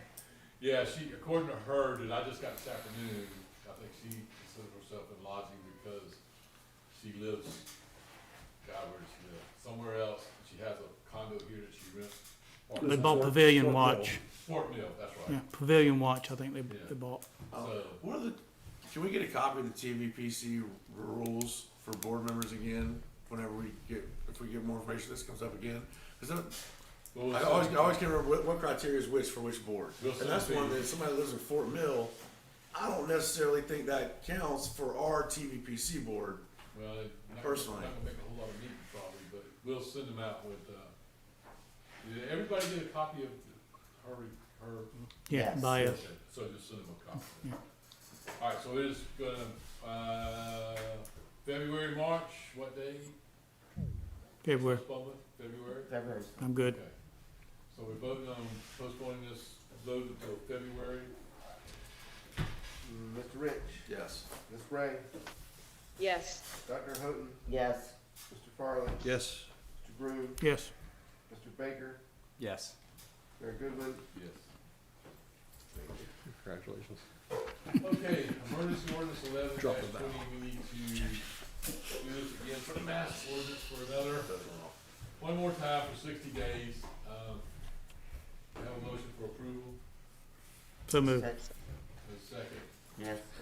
Okay, and in February, you probably will see an ordinance come before you that says what we're saying here for a mask, to be an ordinance, to be good for 1 year, or to the COVID crisis has been declared done. So we won't have to keep coming back to the 60-day process. Right. Every 60 days. But that'll be in February. 2 readings. 2 readings. Yeah, it'll be just a regular ordinance, you have to. Because in February still, we'll have that passed before we have to do this one again. Right. Yeah. Okay, any other discussion? Ms. Ray, Yes. Mr. Barker, Yes. Mr. Rich, Yes. Mr. Farley, Yes. Mr. Groom, Yes. Dr. Houghton, Yes. Mayor Goodwin, Yes.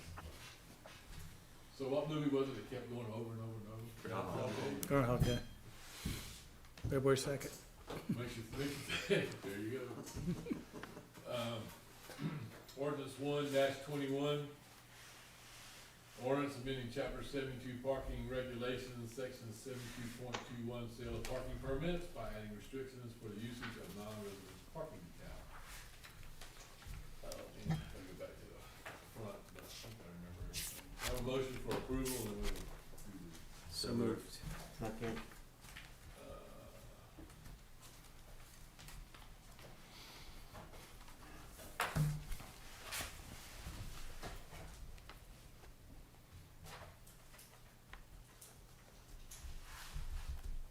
So I have this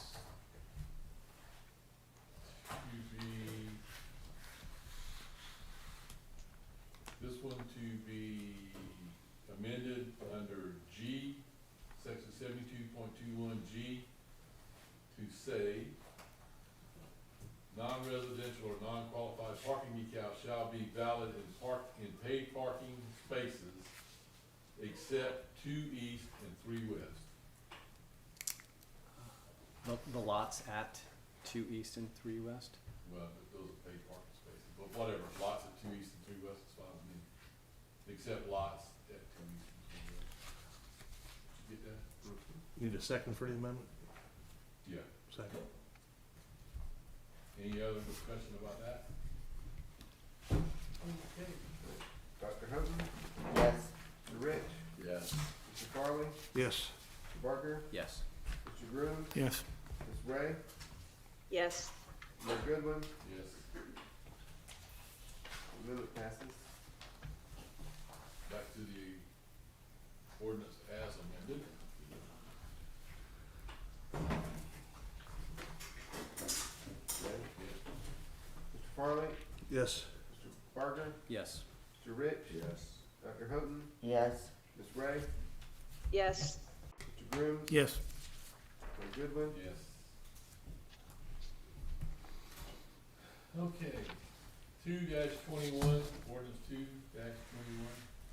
Ordinance amending chapter 110, general licensing provision of the Folly Beach Code of Ordinances, section 110.04, license fees, 110.37, crash rates by clarifying that each rental unit, either commercial or residential, used as a long-term or short-term rental, shall be required to obtain an individual business license. Do I have a motion for approval? So moved. Do I have a second? Second. Ms. Ray? That was close. Okay. So this language is just to clarify the language that was in the ordinance. I'll let you speak to that. Yes, sir. So we already have a policy of requiring each individual place of business to have its own license. We've recently had some questions about how clear that is in our ordinance, so this is just meant to clarify the city's position that each rental unit constitutes a separate place of business and is subject to its own license. Can you, clarify for me what, like, the difference between the hotels, bed and breakfast, and do they pay, what do they pay? There's, clearly they don't pay per unit, but if it's, what is the fee, like $200? So a short-term rental is $245 is the base fee, and then $275 above that. Hotels, motels are still classified as tourist accommodations, but they don't pay separate for each room because each room is not a complete dwelling unit. Do they pay the 270, 240? I don't know what rate they pay, Heather. I can check on, they are. Something like, just sense of fairness, if I have a hotel that has 100 rooms, Right. and I pay the same as Mr. Grooms, who might have a duplex, it doesn't seem Yeah, to really they be. have, there's common areas. Well, there's not just a distinguishes. base fee, there's a per thousand rate. So your fee for your hotel would be much higher because your gross income, you know, the Holiday Inn. But they're either a tourist accommodation or they have two classifications, a short-term rental and a long-term rental. So they'll probably fall under the short-term rental rate. Heather can confirm that, but they do pay a business license. And they pay on their gross receipts the same. And except for the tides here, all our hotels, motels, and inns are limited to 10 rooms. And what makes it a complete dwelling unit would be the presence of a kitchen? Kitchen, complete facilities for one family's house to find. Eric and I have been back and forth to that definition, whether you can have a refrigerator and sink, but not a refrigerator, sink, and a microwave, that sort of thing. But it's defined as complete living facilities for one family. It's all in the details. I mean, everything's always in the details, and that's what I was wondering. So a refrigerator, sink, and a microwave is a complete residential unit Could be construed that way. requiring a separate fee.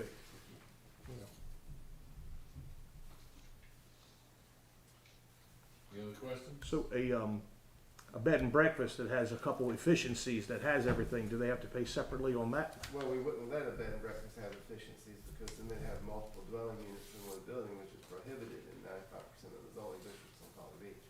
So they would have other problems beyond getting a separate license. You can't have efficiency apartments within a single family dwelling. So we would bust them for other things than their business license.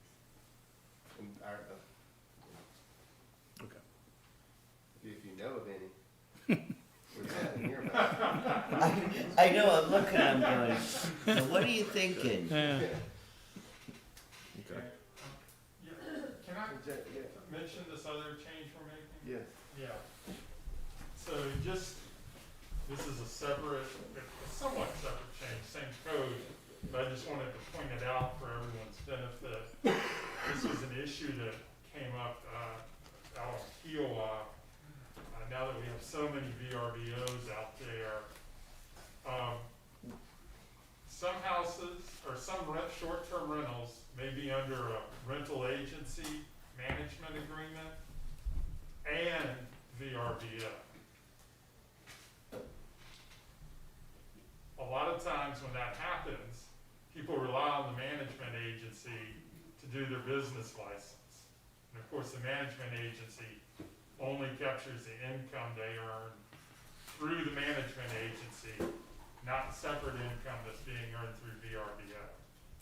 So this was a change that we adopted on Kiowa, and I've suggested to Aaron to clarify, make clear to people that if you run a short-term rental out here, you are personally responsible for reporting all of the income. And your rental agency probably won't report your VRBO or Airbnb income. So you're gonna have to get your own license and report your own income that's generated separate and apart from the rental agency if you're renting through both modes, if that makes sense. Makes complete sense, because the rental agency is not gonna know what you're renting VRBO. Correct. And if they do know and manage it, you're gonna have to pay VRBO a percentage plus that agency a percentage to manage it. And this is especially important for ATAX. And we do implement this in practice, already, especially with the ATAX. All owners make sure they know that they have to pay the ATAX on the money they make on the side. So if you're submitting a business license application that only reports income earned through the management agency, you are under-reporting your income. And the number one way we catch people doing that is audits. Random audit. And that software, right, that Well, monitors VRBO? Well, that's how we can catch them renting it, but as far as what's being reported on their license, the number one way to catch it is the tax returns that come up in the audits. And they do audit you, trust me. They've got me twice.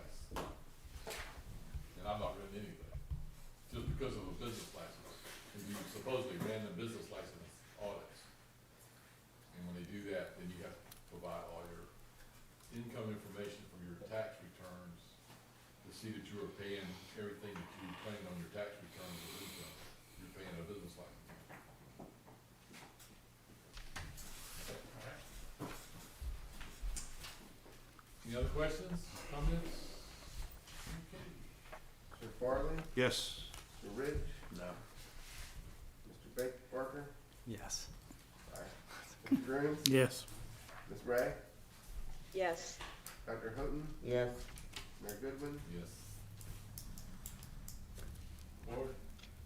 Ordinance 4-21, ordinance amending chapter 52 flood damage prevention of the Folly Beach Code of Ordinances by adding additional language from the South Carolina Model Damage Prevention Ordinance per recommendation of the State Flood Coordinator's Office.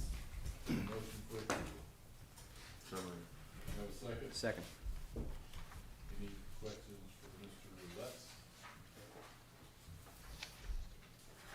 No? Let's get this off easy this evening. Mr. Barker, Yes. Dr. Houghton, Yes. Mr. Farley, Yes. Ms. Ray, Yes. Mr. Grooms, Yes. Mr. Rich, Yes. Mayor Goodwin, Yes. Ordinance 5-21, ordinance amending chapter 165, dimensional standards of the Folly Beach Code of Ordinance, section 165.02, measurements and exceptions by clarifying the definition of high ground, the lot area to include those portions of the lot landward of the OCRM baseline or outside of OCRM. Pretty clear. You have a motion to remand this to planning. So moved. Have a second? Second. Any discussion or requests or questions? Any support to do. yeah, Okay. Dr. Houghton, Yes. Ms. Ray, Yes. Mr. Rich, Yes. Mr. Grooms, Yes. Mr. Farley, Yes. Mr. Barker, Yes. Mayor Goodwin, Yes.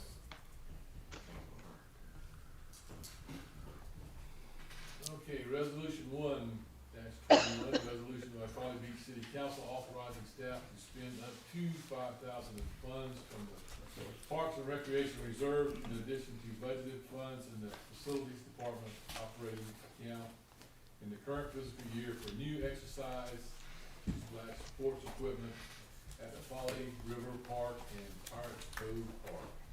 Motion for approval. So moved. Have a second? Second. Second. Any questions, comments? Is there any, and I haven't been to the park system, I've heard this, and had a nice fiasco with my grandmother the other day, about people bringing dogs and kids into the children's park at the same time and not picking up after their dogs. And certain little lady I know went to drop off books at the little library the other day and just destroyed her front car seats and floorboard because there was dog poop everywhere. That's where they were putting signs up, but I didn't.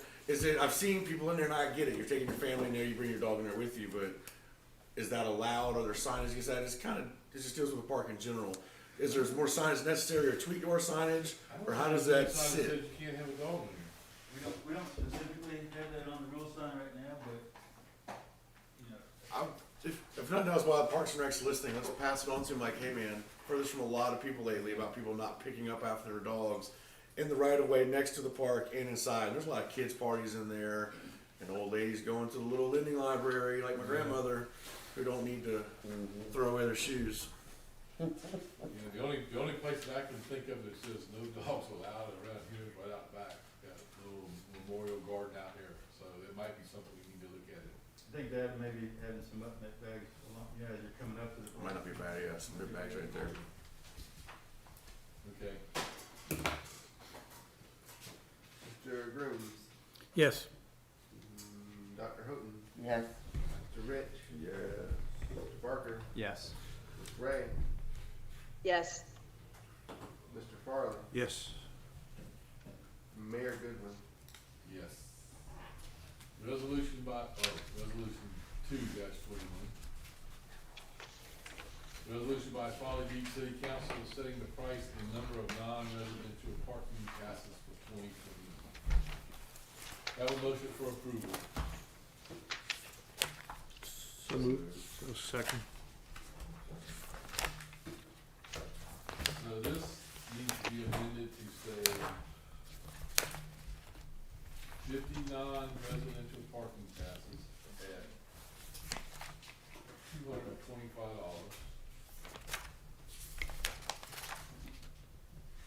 And 10 commercial parking passes at $450.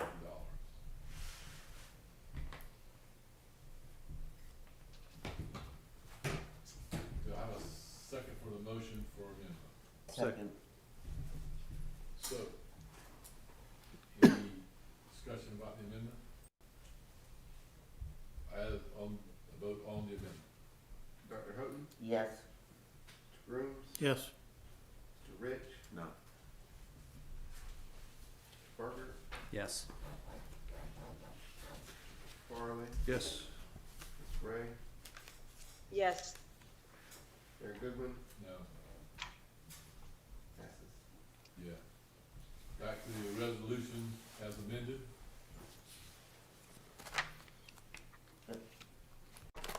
Do I second? Oh, we've got. No, we're Just- we're just going back goes to it. Can, just point of order question, can I propose an amendment to that we just did? Yeah, you can propose. Okay, that's what, We I'm just just have to gonna get see back if, I'm to just gonna see if it floats. I'm gonna make an amendment that we change it to 75 non-residential parking passes. Okay. it. At Oh, everything else the same. everything else. Everything else the same, just instead of 50, 75. Okay, that was second, Yeah, that's the way I think so. that was second, so, Okay, no. no problem. Hey, I know how to respond to emails. Back to resolution, 2 as amended. Mr. Barker, Yes. Mr. Farley, Yes. Mr. Rich, Yes. Dr. Houghton, Yes. Mr. Grooms, Yes. Ms. Ray, Yes. Mayor Goodwin, No. Resolution 3-21, a resolution of the Folly Beach City Council awarding RFP 6-20 Folly Beach pedestrian path West Second Street. Have a motion for approval? Move. Second? Second. Okay, guys. Mr. Lutz. Ms. Faith, how do you propose to amend this? As to where would you amend this? so, we need to add that whereas, and this language would go at the end of the now therefore be it resolved. Okay, so y'all got a sheet for this? No, that's just for you to propose the amendment. I wish we had a sheet, because it'll make it a whole lot easier for me. You want me to make a copy? Real quick.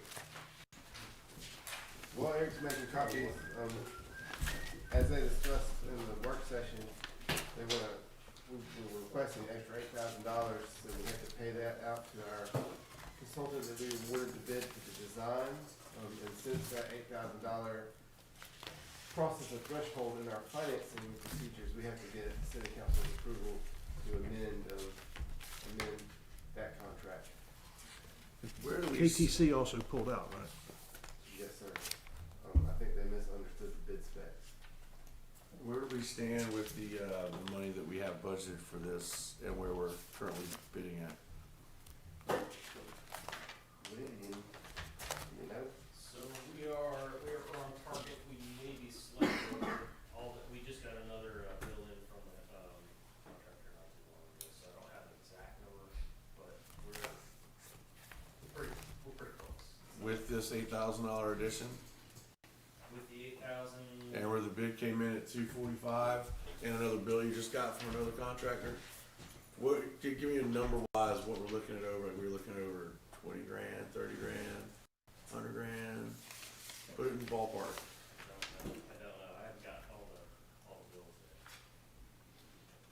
How much do we have budgeted for the whole project? There's a whole project to. 300,000, I thought we got from the bond this year.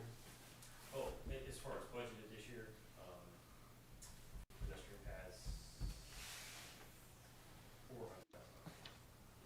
400,000 for all of it. This is just the one. 2 west. This is just 2 west, so we can anticipate 2 east being roughly the same, and to join it in, we have 400,000. So now we're at 253 with these changes, plus another bill, let's call it 260. You see where I'm going with this, we're 110 off. You'll be bored about it if you don't do this, because. I know, because the eight covers up to 50, but I'm just, as somebody who had financial problems with this project from the start, it's just growing and growing and growing. It's like a bad habit. Okay, so the amendment would be to add a fifth whereas Dominion Energy reported the scope of utility conflict, blah, blah, blah. Require extensive time delays, extra costs, tree removal, and staff has recommended an alternative to eliminate these conflicts, which requires additional funding to be approved by council. And then it would go down to the end.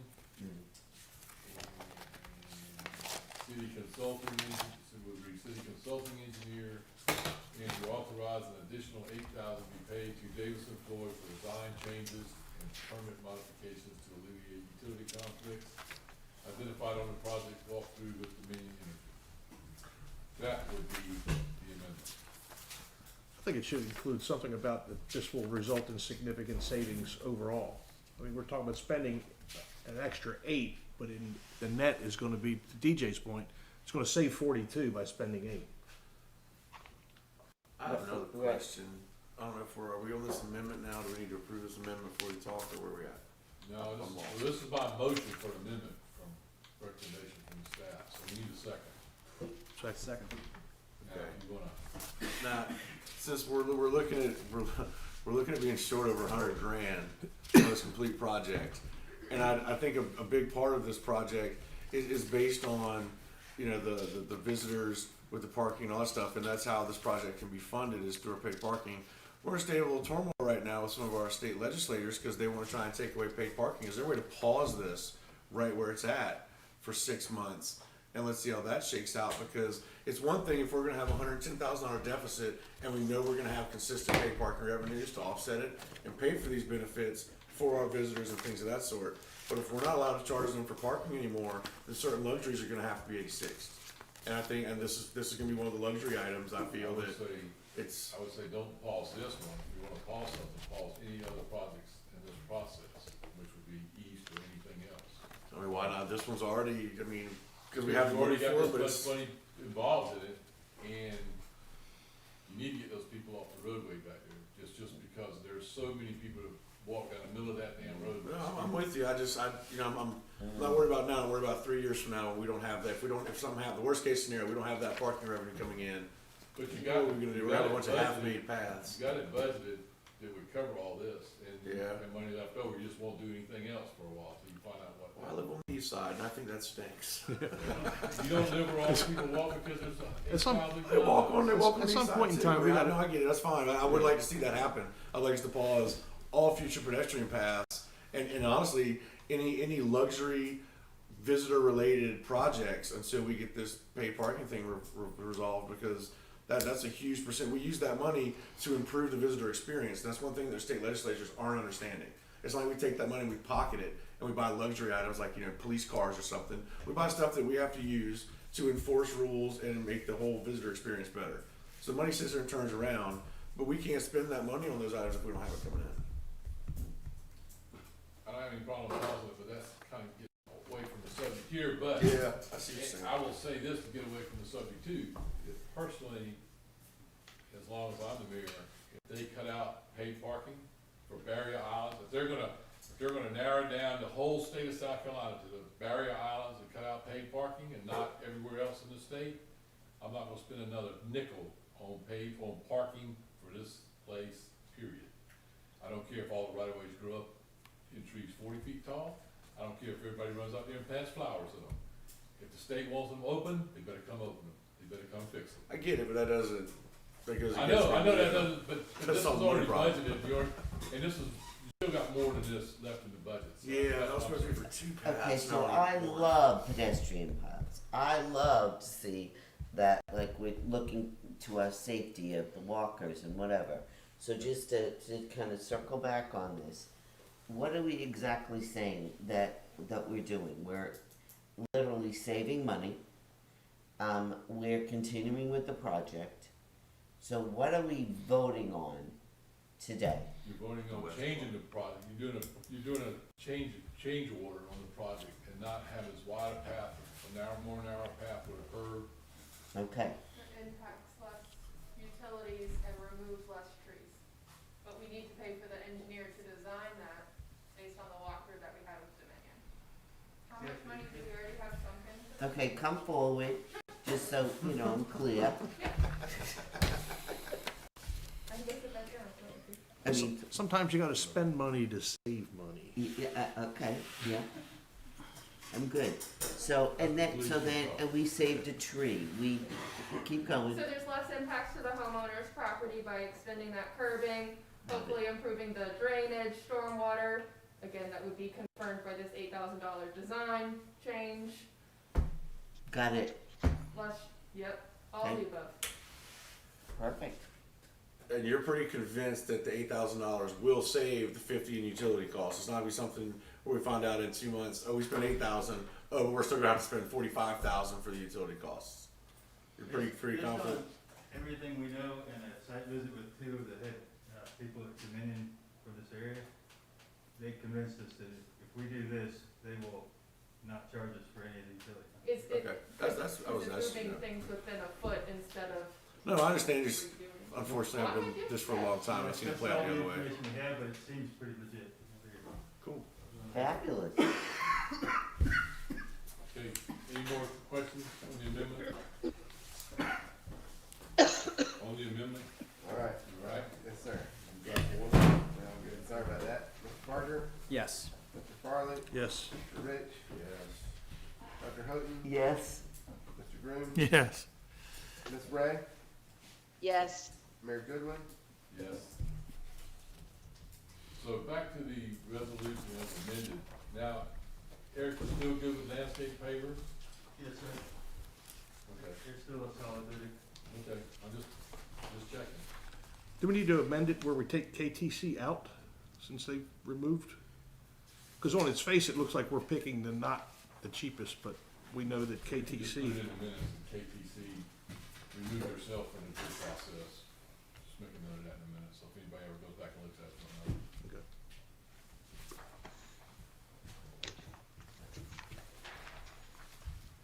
Okay. All right? Mr. Rich, Yes. Mr. Farley, Yes.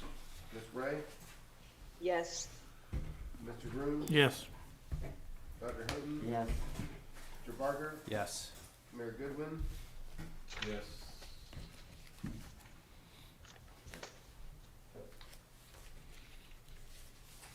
Oh boy, you got some paper? Yes, sir. You need somebody else to help keep you counting? ABC. Think ABC. you got it? Okay. I have an accountant back there. Account. Pass two. Kenny? To the ordinance. Pass two. You gotta bill coins for that, you know? Okay, so. There's the resolution 4-21 that we talked about earlier, with the chart of spending, non-spending, hopeful spending, whatever.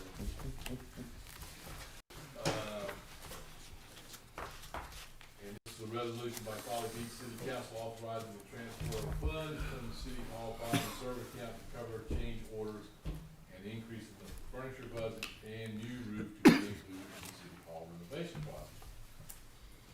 So if you go to page 2 of your resolution.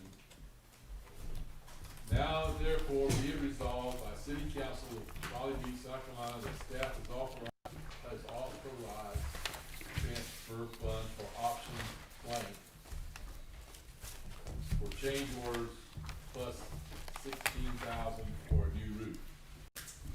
Okay, option blank, the first one is the first option in your resolution. So as he calls the number, if he calls your name, you'll either say A or B. We're ready? Mr. Grooms, B. Dr. Houghton, A. Mr. Rich, Hey. Mr. Farley, Hey. Ray, B. Mayor Goodwin, I say A passes.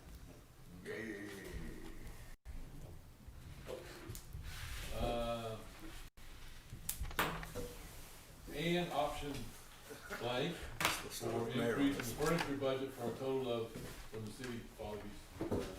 Get ready to add it up, Lee, since I didn't bring my calculator. Same thing, you either say A, B, or C this time. Mr. Farley, A. Mr. Barker, A. Mr. Groom, A. Dr. Houghton, What? C. Mr. Rich, B. Miss Ray, A. Mayor Goodwin, What'd you get them for Christmas? What'd you get them for Christmas? I'll take A.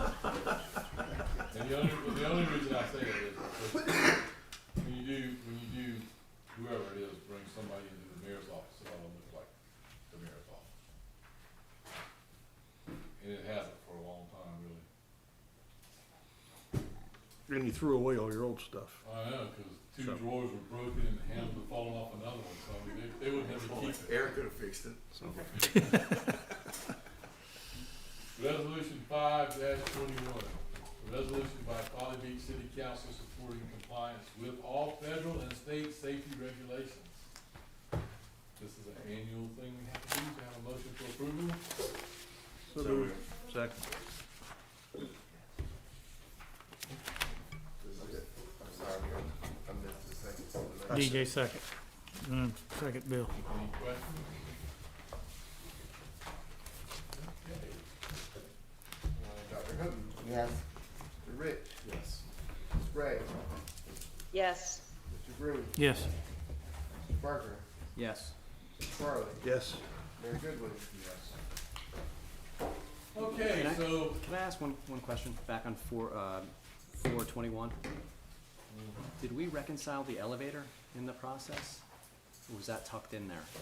yeah, so the elevator was option B B. in the first vote, and so option A won that. yeah, Okay, good. the elevator's not going, Not going going forward. great. Okay, good. Thank you. Put a poster up. So, before we go into executive session, anybody want to say anything? Before we shut down some of that?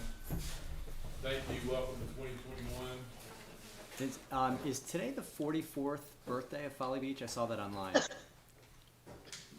Now, it's older than that. It's got like 47. I'm not sure, I can't remember the exact date, but I know year-wise, because the 40th was, the 40th 8 years ago. 25th, I moved here 20 years ago, so it'd have to be 45th, 46th. Okay. And it would be, they were celebrating on September the 11th, so it would be Yeah, I see. September. Ah, so not everything you read on Facebook is true. There you go. Whoa. Okay. Thank you very much.